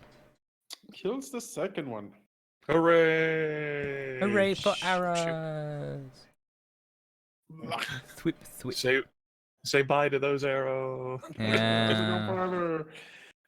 Combat is over as the puddings just dissolve into, just piles of acid on the ground, really. Taerin like pokes his head around the corner, looks disapprovingly at Beldas. I fired 7 arrows. Beldas looks at him. Half of his beard has been acided away. He looks a bit shook. He's shooketh. Shooketh. Shooketh. Taerin will spend the rest of the concentration on the moonbeam, like scouring off the rest of the pudding from Gond. Yeah. Before it vanishes. Plug! Alright. Splug is just sludge on the ground. Splug is, Yeah, I don't think we have to worry about me burning Splug. I'm pretty sure Splug no longer exists as an entity. Yeah, he's not there anymore. He's in not- our souls. I'm sorry. He's in our memory, fond memories of Splug. He'll be there forever. You know. It was short-lived, unlike the other Splug. The little goblin that could. This is the little goblin that couldn't. He most certainly couldn't. No. Taerin, looking at Yorgos, now Beldas, says, "If we are to continue staying down here, then let us return to that hall where you found the tankard, and we will rest there." Yes. I apologize. My curiosity got the better of me. Lesson learned, I'd say. You both are alive, and that is what is important. He just nods, looks sadly at his armor and his helmet, all the melted spots. Yeah. Oh, It's like a big ragged patch of his fur. That's like he couldn't leave Beldas behind and just run. Yes. Yorgos, thank you. Just a hums little, Taerin will lead these two back to the little fanciful VIP party hall. Yes, Oh, you you're you can reach the party hall without incident. Woo! Hello. Go ahead and take our hour short rest. Yes, you may take a short rest. Beldas will repair the armor. Belt out the dents, the acid burn through. Patch up the holes. Yep. And the helper, please. And the halberd too, yes. A new light. Yes. Hmm. Yeah, short rest. Yeah. Yep, you may take a short rest. Spend a couple hit die. Mm-hmm. Beldas will get some spells back. So the hit dice that we spend for like temporary hit points, that like the start of like every like day, like after a long rest, like Mhm. Jonas? Okay. Yes. Roll a You hit don't die. spend them. Yeah, you Right. just get. I you just get it. one. Like, yeah, I'd roll and get that since I'm comfortable divided by 2 in temporary hit points. Yep. Got it.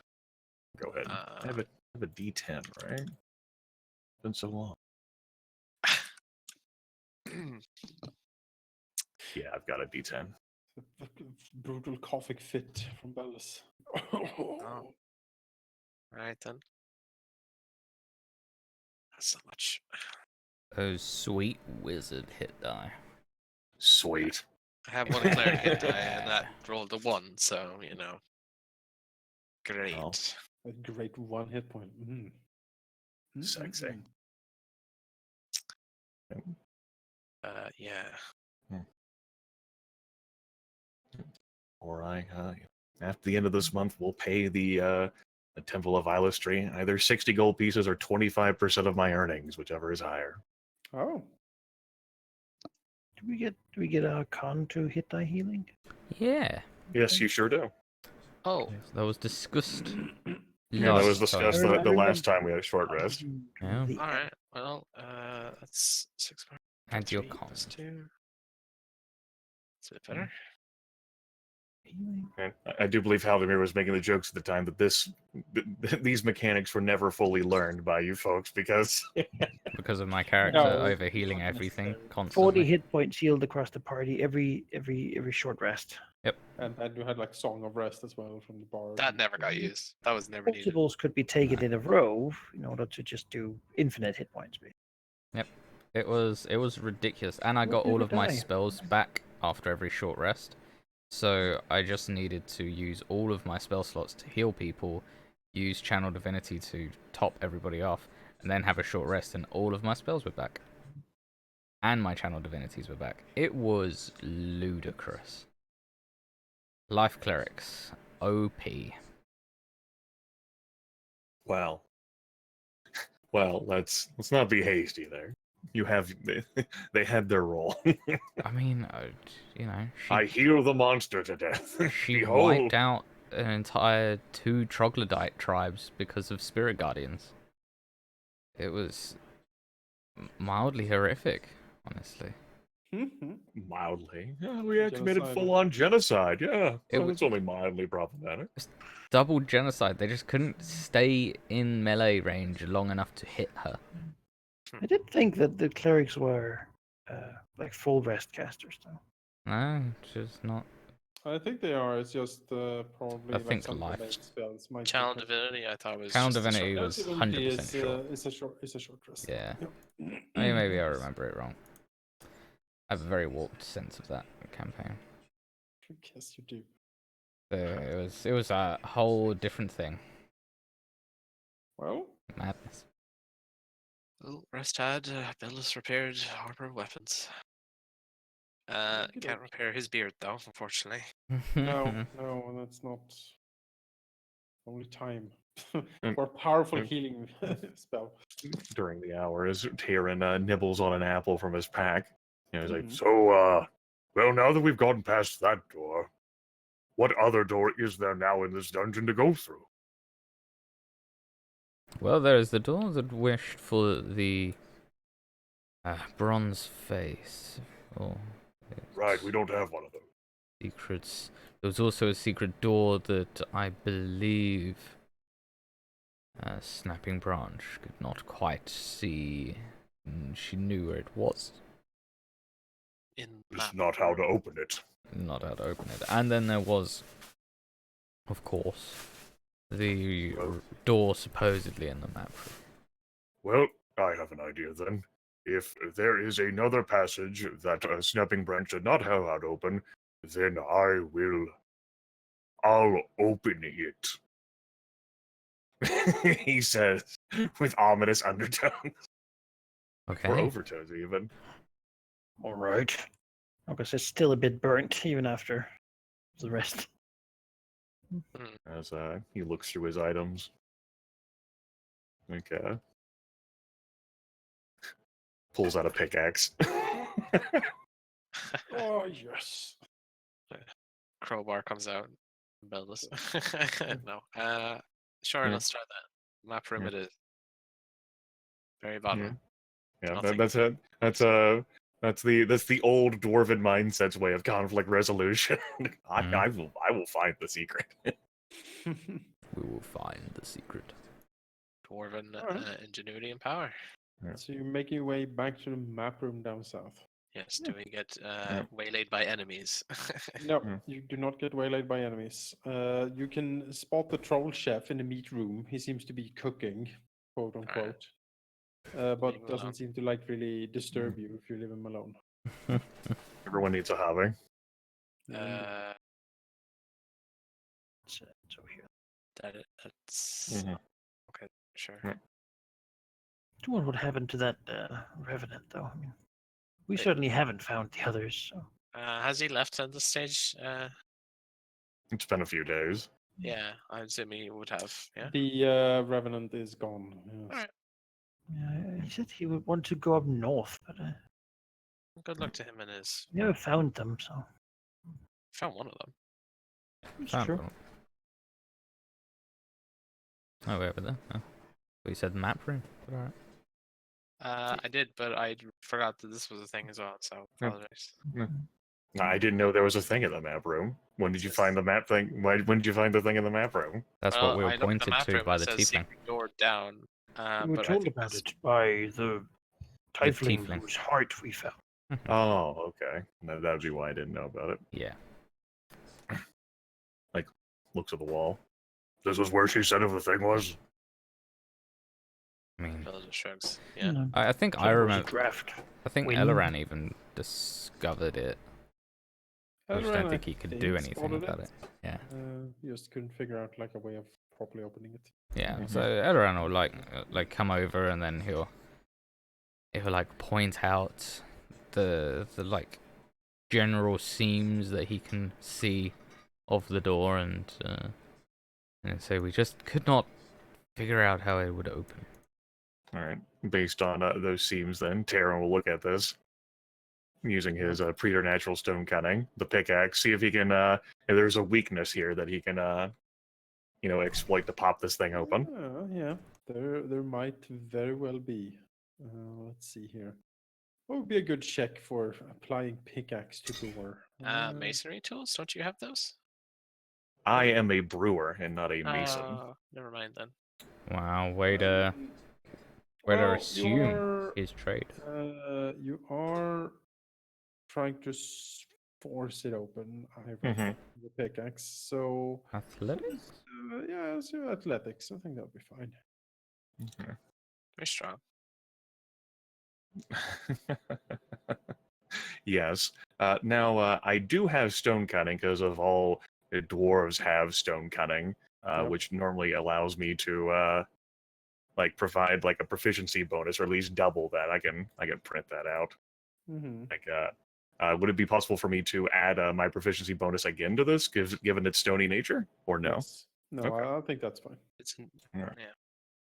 20 plus that, my normal athletics, then for exploiting open this door. Night 29. Wow. Oh yes. No. You definitely pop this door open.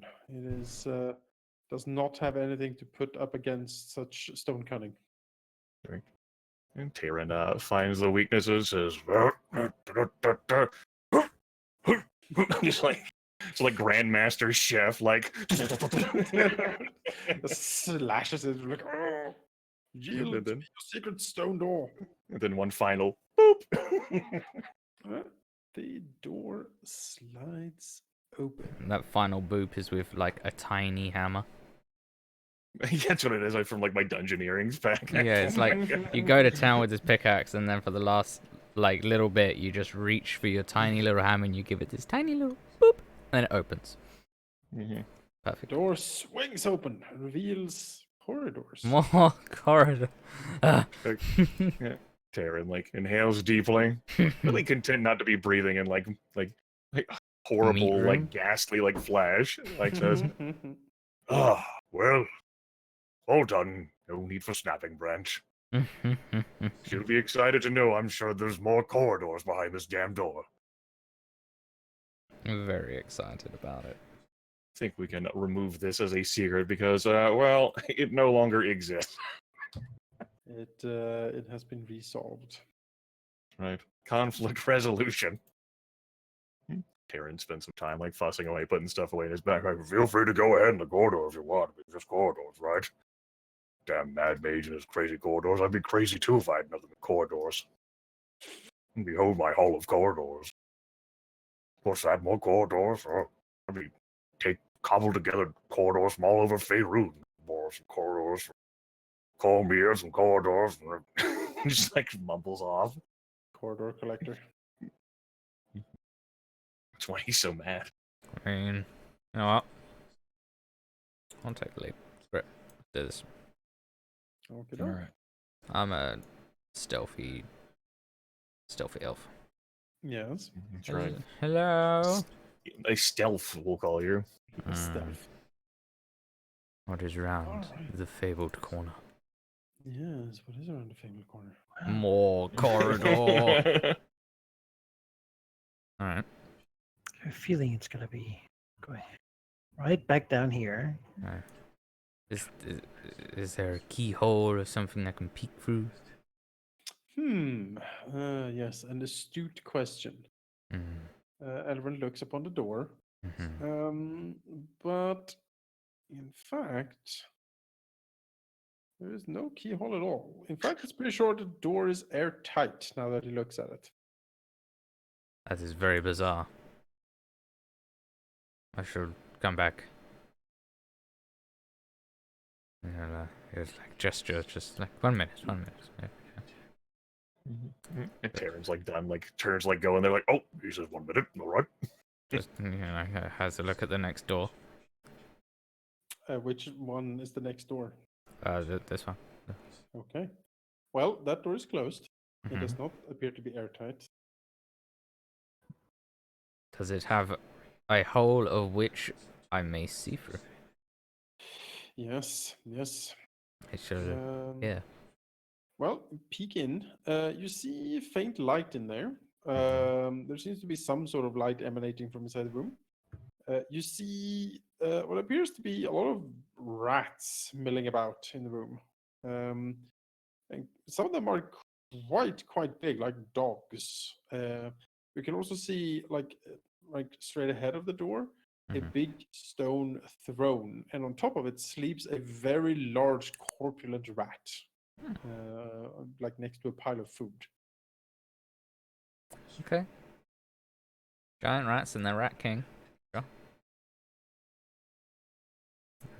So what about this door? This door is slightly ajar, and you can peek around the corner. I can peek. I can peek. I'm invisible to anything with dark vision. Oh. That's a statue that looks like it could blast me with something. Yes, potentially. Alright. Oh, he'll come back, like, popping into existence as he walks into the light of the halberd. So, there are 4 ways One to the north and then west is corridor and more corridor. To the north appears to be a airtight door. Quite peculiar. To the east, the first door on the left is appears to be containing giant rats and a rat on top of a stone throne. Quite peculiar. And then further to the east, it appears to be a statue at the end of a corridor, which does worry me greatly.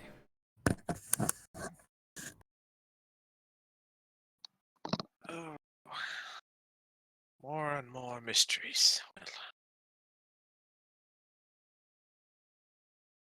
The rats seem to be dog-sized. Taerin like curls his nose. Looks over at Yorgos and says, How do we get down to the next level of this dungeon, Yorgos? He gestures back to secret door in the med room was set to lead down.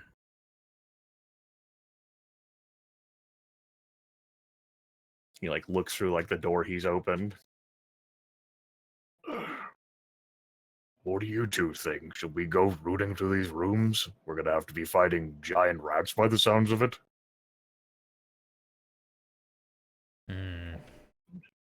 It is a thing to consider, though, that treasure here has been rare. This place, though, seems somewhat hard to see.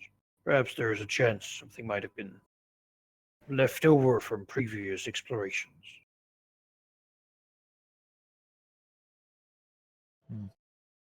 Taerin isn't convinced, but he like rolls his shoulders because he doesn't know.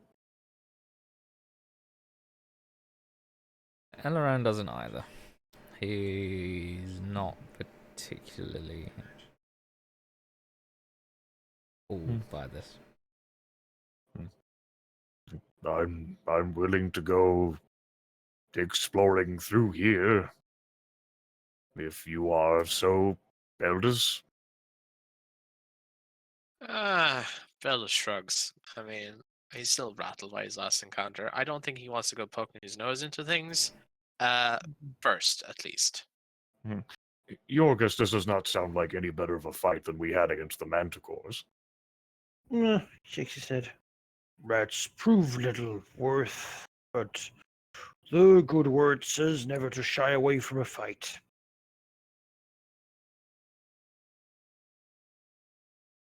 Is it shying away if they are beneath you? He shrugs. Really matter.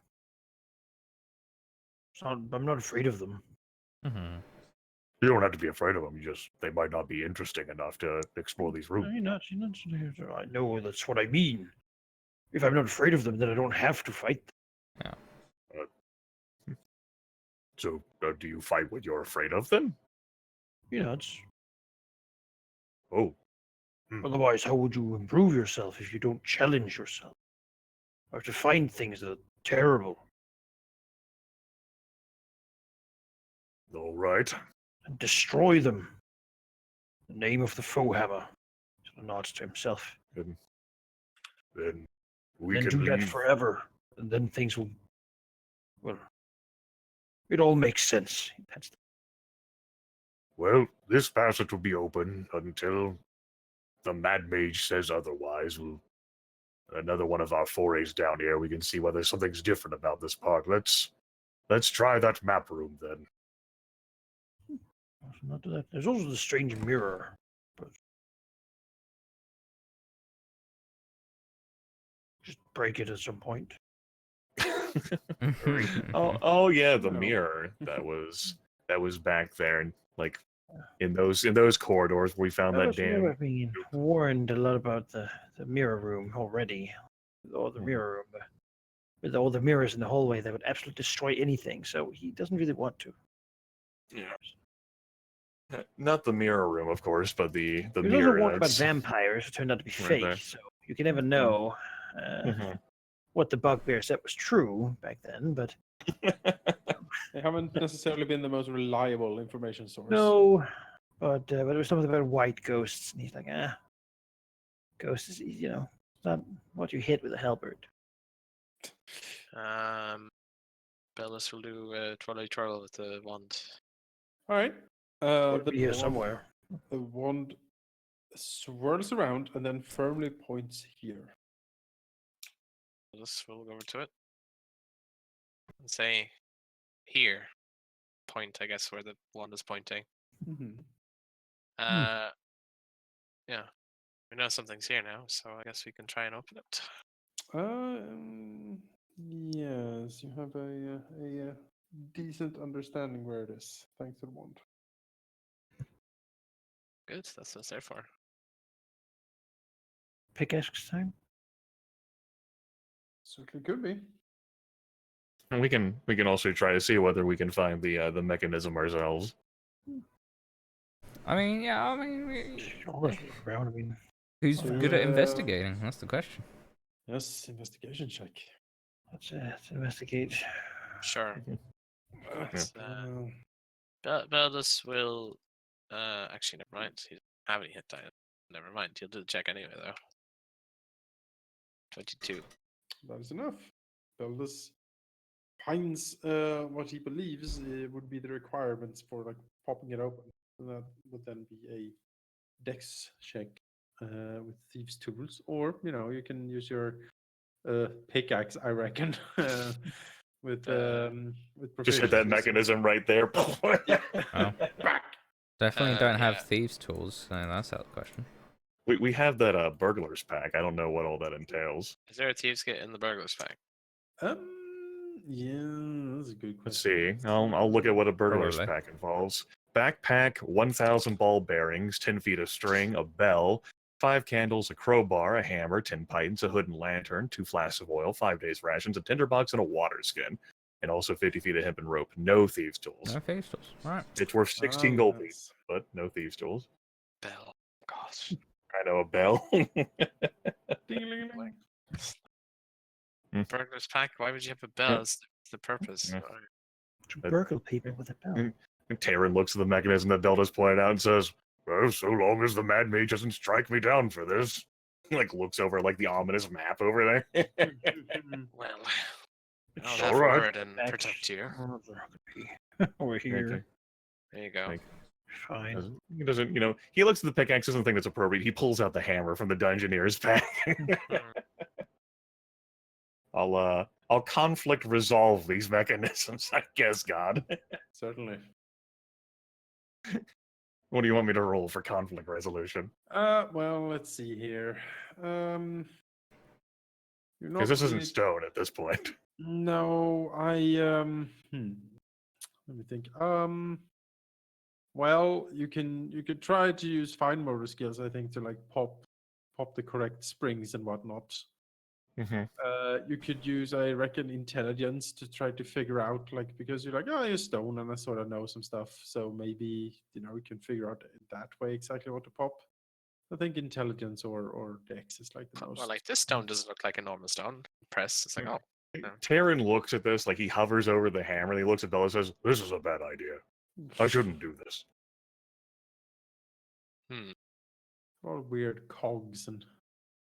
Well, See, it's possible that by using the hammer on the mechanisms, I'll just have it be sealed shut instead of sealed open. well, perhaps last resort then. Let me take a look, I guess. He shifts up his glasses. Right. Just straight up intelligence check, or Yeah, and if you have you have your tool, so you can get a proficiency from that, I reckon. okay. Be +6 then. Guide myself. 26. That's 26. All right. Certainly enough.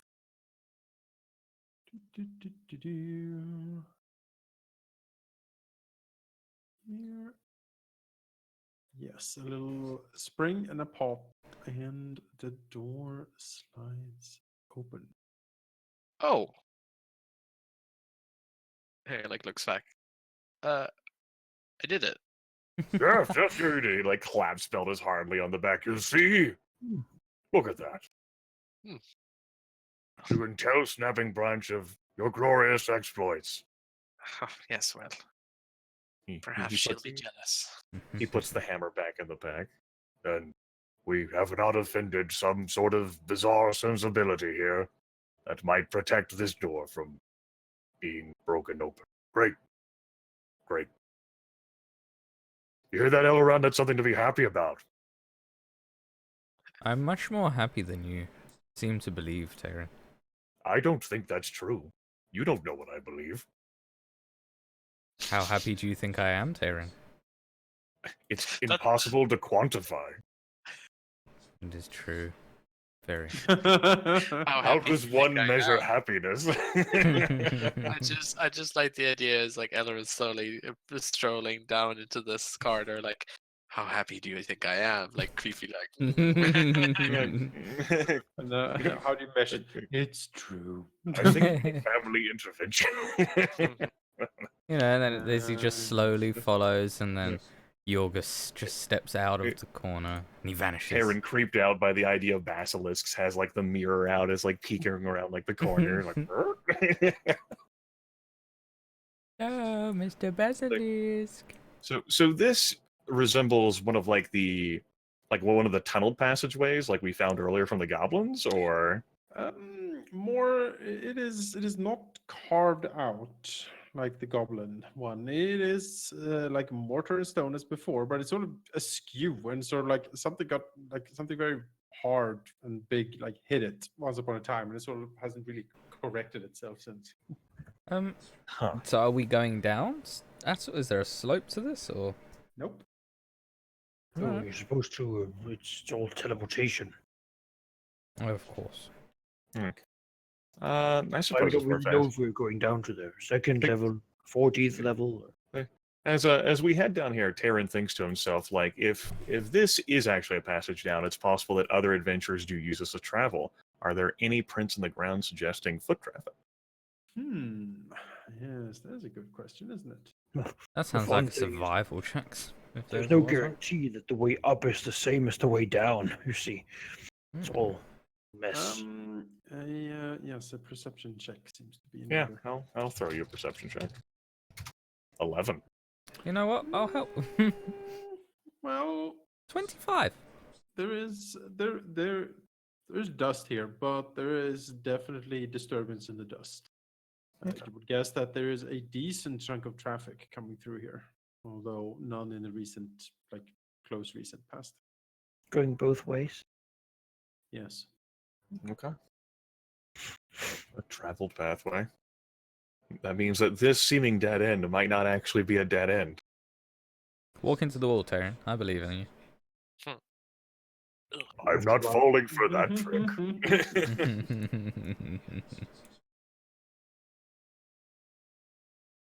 Well, Listen here, Mr. Royalty, I'm more older than everything forever because I'm an elf.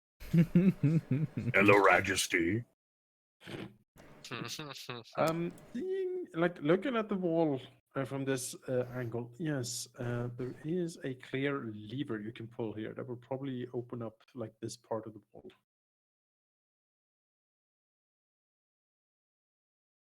I'm going to remember when your grandchildren are your age. I'm going to remind them that their grandfather Taerin of Waterdeep called me Ella Majesty or Ella Majesty. Joke's on you, I can't have kids. Oh, acceptable. Sensitive there. Not since the incident. Not since the incident. Taerin looks at the lever. He looks at his equipment. He holds his shield in one hand. He figures he'll firmly grip the lever of the other, weapon undrawn. Yeah. Looks over the others, mouths, "Are you ready?" at them. Ooh. Oh, the lever crunk. Yeah. Beldas gives him Acid shower begins. a reassuring pat on the back. We can cast spells before combat, yeah. I somehow have the sneaking suspicion that bad things will happen when I pull this lever. What? Oh, Pit trap opens right under us. That would be funny, wouldn't it? Like that's the way to the second floor. We pull the lever, the pin opens. Trash shoot. We land on Going. another rotting meat table. Going down. Going Yeah. down. Yes. I'll cast divine favor on myself. I'll last up to a minute. Yes. Wow. Yeah. Somewhere in this dungeon, there's gonna be a portal where something is dumping rotting meat into. Yeah, I know. And then I will flip the lever. All right.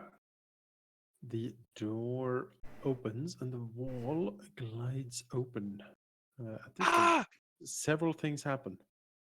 Oh no! We are immediately perforated with death. Circle of Death activates. Banshee. As the door slides open and the light of your illuminated halberd falls in here, there is a split second where a collection of large mushrooms seem to hit by the light, and then piercing shrieks echo out from it. No. Just the absolute worst. As the shriekers just let loose, the horrible howl is bouncing through the walls and probably heard for miles down here. No. I remember Close these the door. things from. I remember these things from Throne of Night. This is ridiculous. That's me. No, it is. The shrieks are absolutely deafening. Hey, I was at a kid's party today. All right, nothing can. Hey, any of you are welcome to grab that leather and close the door. Yeah, close the door. We're closing the door. No, you pull the lever, the door closes. After a few seconds, the screaming on the other side of it stops. All right, I get it. I'll be over here. Well, no. Beldas will extinguish it. Although that would probably leave them all in Pitch, darkness. I'll be pitch- incredibly Yeah, blind. pitch and blackness. Yorgos literally can't see anything. I'll just Alright, be over well. here doing my own thing. You go ahead. When I hear Alright. the screaming stop, I'll come over. All right. Well, no, wait. Yeah. When I hear dwarven screaming, I'll come. Oh. All right. Well, with the light's gone. I guess we open the door again. Certainly. Taerin looks at Beldas, like Beldas like reaches over and flips the lever again. Beldas is looking at him like a mix of like, why am I here? What am I doing? But I have to do this anyway. All right, Beldas flips the lever again as Taerin watches on. The part of the wall glides open. You can see the mushroom like collection of mushrooms like growing there, but it doesn't seem to start shrieking. No sound. No No speech. sound. Just Yeah. slowly Ta- walk ta- in here. Taerin whispers, "That is a very effective check for adventure." Yes. Well, He like shifts forward, Mm-hmm. shuffle, Like- shuffle. like peers, like There's like little fronds hanging from the mushrooms. They seem to slowly sway in the air. he like Ugh. squints, looks up at the ceiling to see whether there's like more of these damn things. Not that he can see. Okay. Eleran's gonna look around. He's basically invisible. He's- Oh, that's true. Can't even see you. I guess Bell just Yeah. like bumps You know into what? you a few times. Let me. Well, you know what? We got an idea. Look at that time. We can't. I ain't like. There's no chance for stealth at this point. Like, Mhm. yeah, fuck this. Yeah. Taerin is going to take out a flask of oil and pour it all over the shriekers. Ah! and then,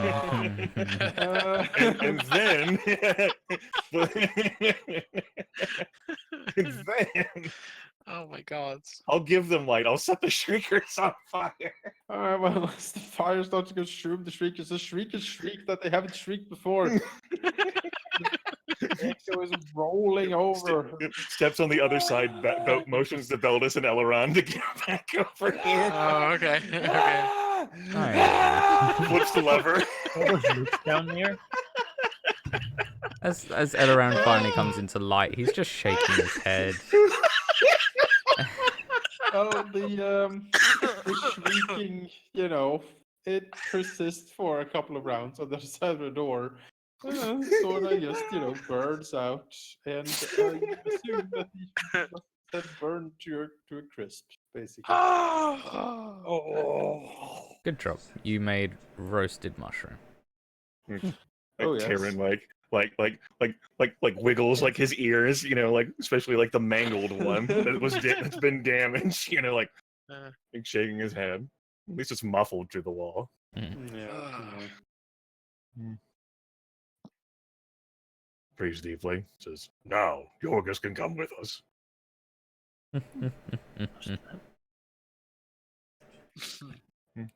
Perfectly satisfied with what he has done. And expecting like the Mad Mage to just like open a portal and throw out another shrieker. Millions of shriekers. In every square. Every scarecrow is now shrieker. Yeah, all with like crossbows trained in the story. He had his own voice. All the shrieking. Awakened shriekers. Oh, they're All awesome. Yep, I flipped the split lever to open the door again. All right, the door glides open. Hello. Send in Eleran. Light Bird little comes. pile of mushy mushrooms on the ground. Taerin looks and as like his divine favor basically fades from him from like, the 1 minute he like looks as Not quite the combat I was expecting. Well,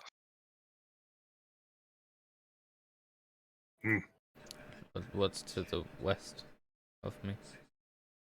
Yes, what is to the west of you? darkness. Pure Imprisoning you. darkness. Yeah, all that I see. Absolute horror. 7 robots on the other side of an acid pit. It's another door. Joke's on you. The shriekers were protecting more corridors. Damn Seven. corridors. In front of you, good sir, Yes. seems to be a door. It is made of stone. It is closed and it is faintly shimmering. Okay. Eleran will bring the party's attention to it. What? Rogue. The door. Yes. Oh. Look like a there's portal. some door here. Does not look like a portal. It's a shiny door. Well, Beldas would bid the others to look around while he investigates the door because it will take a There's a statue over here. As Yorgos walks around the corner, he sees a statue made of granite. It seems to depict some sort of dwarven king standing on top of his pedestal. Sprouting from the king's neck is a deformed, mostly featureless second head with an elongated, toothless mouth. The inscriptions that no doubt were on the statue at one point seem to be worn away or like scraped away. On the king's brow rests an engraved metal circlet. His large hands grasps the handle of a stone warhammer, the head of which is planted at his feet. Could you repeat that last thing? The head of which? Is planted at his feet, so he's resting the hammer like on by his feet. Does it appear to be removable? The stone hammer, no, seems to be part of the statue itself. The crown, perhaps. Eleran. Oh, sorry, Prince Eleran. It rolls his eyes. There's a circlet and statue. Figured you could climbing or jumping on it. Remember the last time someone tried to climb on a statue? Well, this one doesn't have. He sort of pokes it with the helper. It's quite solid. He narrows his eyes and then looks at it. Two-headed king. Thought he would be some sort of monster. Any inscriptions on the pedestal, God? Worn away by age. Nothing, nothing revealable, unfortunately. Okay. Does it seem like the extra head is like made of the same, like a seamless piece of marble? It is made by the same material, but it's like someone like pulled it out and then they like finish with it, or like had some sort of weird, grotesque idea what it should be, and just left it sort of like this. All right. I mean, Oh, excuse me. Mhm. Here. Hmm. Moving closer, Eleran does notice something. what do I notice? Well, it seems Wings like black pudding. Oh no. Mhm. Um, No. it seems like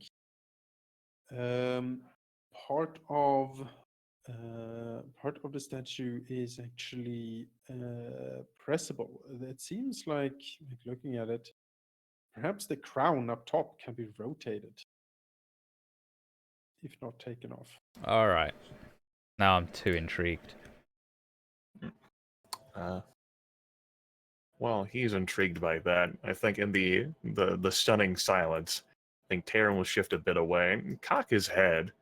Like, is there no reaction from the dungeon, like to the activity of the shriekers? I think he's gonna like pay attention to it, like try to listen out for something. Almighty God. Can do a perception check. Yeah, I'll go ahead and throw that.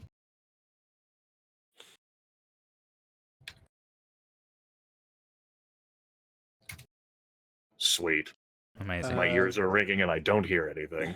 No, unfortunately, there seems to be No, sort no of- fortune. No, this is perfectly fine. That means that nothing's coming into the room to get us. Precisely. Exactly what that means. Um, oh, Beldas would like to cast Detect Magic. on the door. Well, it's based on him, so yeah, detecting the door is part of it. Yeah, Sure. isn't that like a 10-minute cast or something? it is. So while you do that stuff, Nice. It's casting time 1 action, but the duration's up to 10 minutes. it's a ritual. I'm not expending a spell slot, so it will add 10 minutes to the time. So Okay, I understand. Yeah. I don't want to Alright. waste my spell slots. I have time to Well, do so. Bellas mumbles and does his rituals over there. All Eleran? right. So you said there's something pressable, and the crown rotates. Yes. I mean, To it. I press the pressable bit, All right. It clicks. and then Faint gas like shoots out of the statue. then I guess I'm gonna have Cloud to. kill emerges from the statue. I guess I'm gonna have to try get to the top. Yep. Climbing it is no real problem for someone of Eleran's skills. There's a lot of handholds and stuff. And then I'll rotate the crown. All right. You rotate the crown. As you have rotated a quarter circle, it clicks into place, and there is a soft rumble from underneath the statue. That seems like fun. The pedestal it stands on pops open. Ah,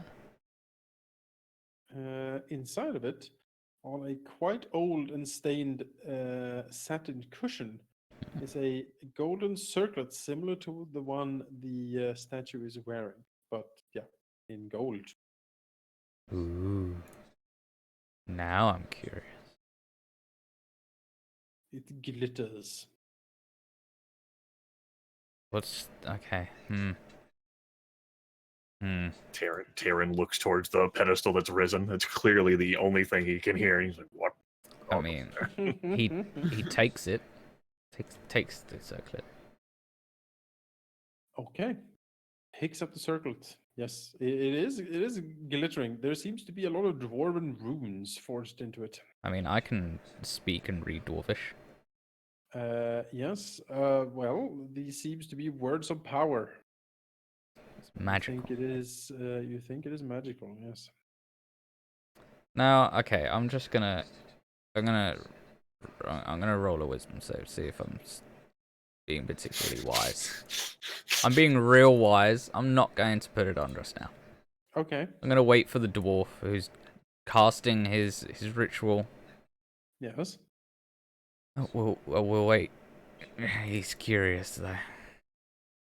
Okay. If I rolled less amazingly, I probably would have put it on.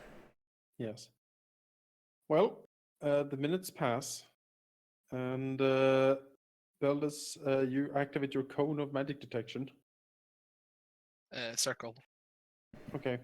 Gaze Uh, upon me. or sphere, I guess. The door in front of you is indeed magical. All right. What kind of magic is it? Let's see here. Abjuration. Ah, protective energies. Then, so either the door is locked or it's protecting itself. Okay. As Eleran stands there, Beldas whips around because he can feel whatever that magic is behind him. Yes, it is major evocation magic. Oh. Beldas will kind of panic a bit and tell Eleran to put it on the ground. For now. In the strained voice that's like, this is very dangerous. I don't know what's happening. Please don't touch it. I mean, I've been touching it for like 10 minutes at this point. It's pretty safe to hold. Yeah, but like he doesn't know that. He's been busy. Eleran ignores that. He is wise. Clearly Alright. today, he's wise. Um, He's like this crazy dwarf. well, alright, abjuration magic. Okay then. I can't spell or anything. I'm not that level. Beldas will prepare himself. Try and open the door. Is it locked? Yes. Okay. Can you make is this a magical lock? Would he imagine based on like what he feels and what he knows? He would think that someone has sealed this door shut. All right. Great. Well, this will tut to himself. Return and say as such, the door has been magically warded to prevent entry. And as of yet, he doesn't have the means to remove it. Then he looks at the crown. Mhm. Yes, it is most certainly magical.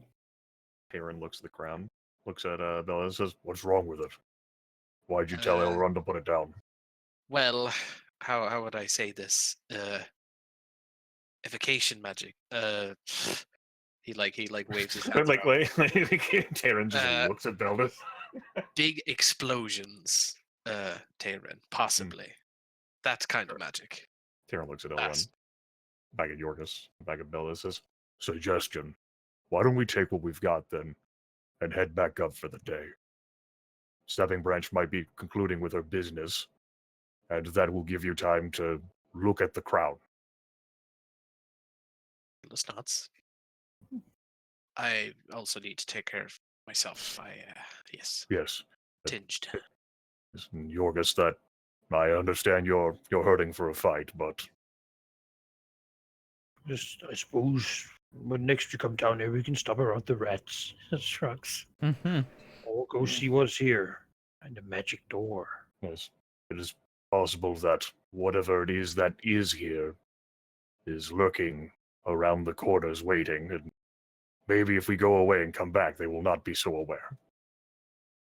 That said, maybe Yorgos will have to go do something else, because, I don't know, there's going to be a session on the 1st. I won't be there. I figured I'd make that suggestion though, since since we're close to our in-session time, Yeah. that it'd be prudent to we'd interlace back with Snapping Branch, That or makes sense. because if Yorgos is going to be absent next time, he's like, "Oh, I must go now. my book club is starting." That's what you do. The book club is starting with Volo. Yeah. I like that he's spending a whole day hunting down Volo books in Waterdeep. That's. I mean, I think that's how it's going to be. Yeah. Sounds good to me. Out Yeah, finding the yeah. books. So he could get them signed, and then You can make your Roll the way chart. back up to the yawning portal, pay the gold, and no one will accost you on the way back. All right. All right. Okay. Well, given the time, then he can cast Identify as a Ritual. So Yeah. it's the crown. What's the crown? Yes, it is a circlet of blasting. Ooh, Okay. that sounds fun.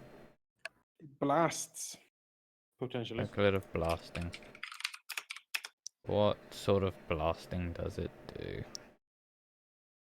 Oh. It's Oh. a major Jesus. wondrous item. Oh my. Yeah. Well, you can we'll say so.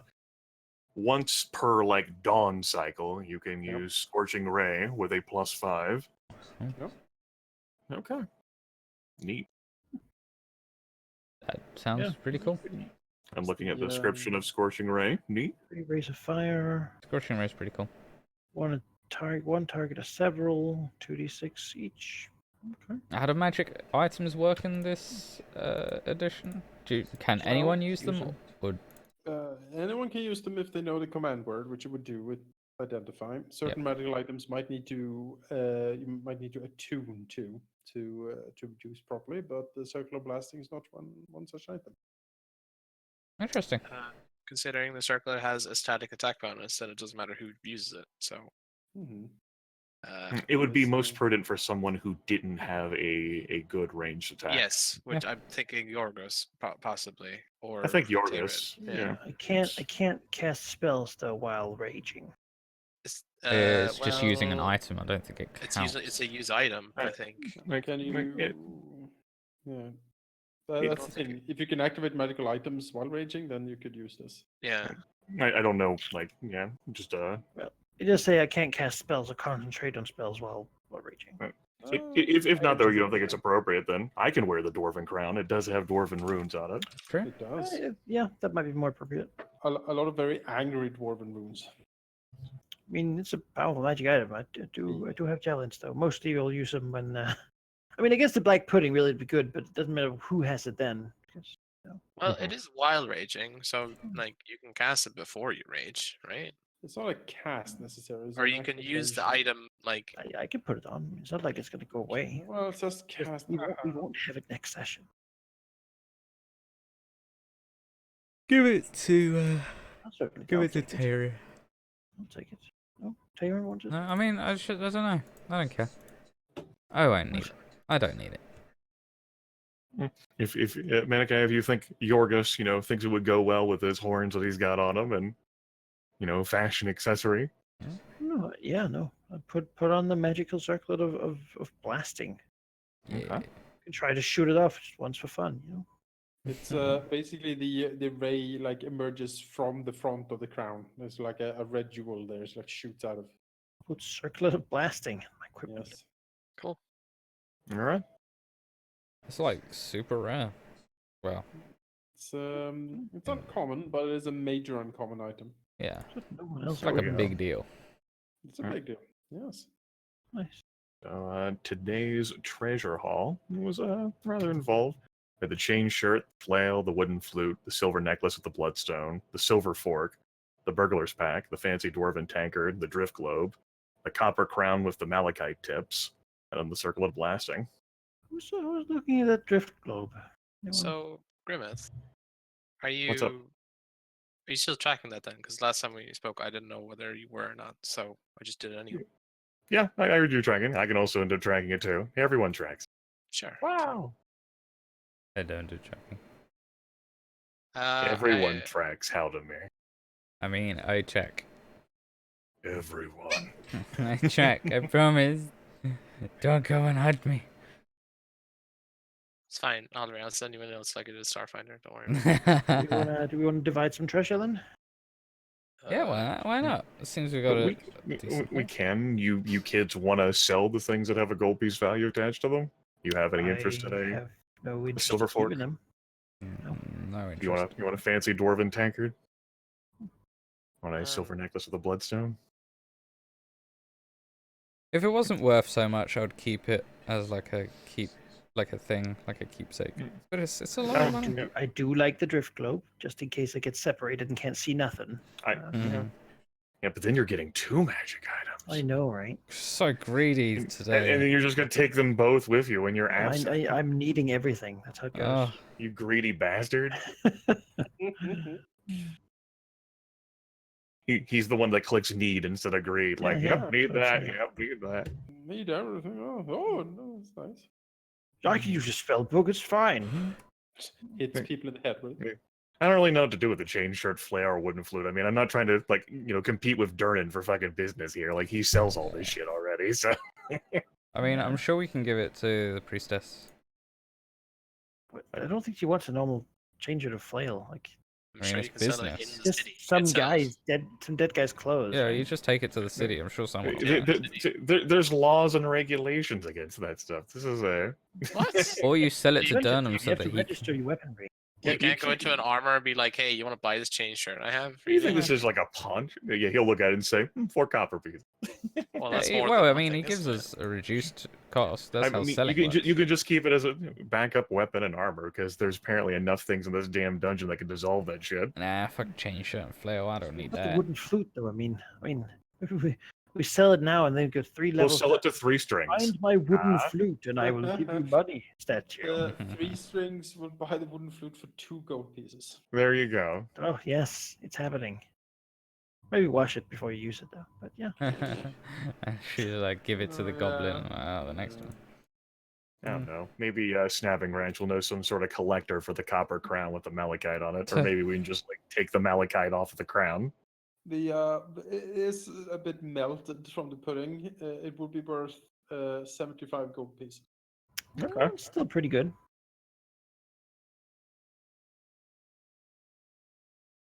All right. So I that feel like is- Snapping Branch was stuff that she was there to find. I don't know that hand me downs is. She's all about. Okay. So that is that plus that plus that plus that plus that, and then we'll roll for having sheep in the party, because that's the kind of generous, kind party that we are for whatever reason. Imagine. Yeah. Gotta keep up that Sheesh. lifestyle. Nice. Look at that gold. Did that divide properly? I don't think That that did divided not properly. divide That properly. absolutely divided 24 divided by 5. Yeah, Somehow. divided I'll just 24. I'll just use my fucking calculator. We'll just say this was right, you know. Oh, I mean, you could do just. Can't do brackets and map tools. I don't can. trust doing that in map tool. It's burned me now. You can do Google. That's 76 gold and 2 silver. All right. See, I did that quicker than you did, Halldamir. Haha. 76 gold. So, and then we have 14 silver pieces on top of that. Ooh, 14 silver pieces. And then there was some gold left in the pool. 17. Okay. 16 from you, 1 from me left over when I split last time. So Right. pieces. So that relates to that. Okay.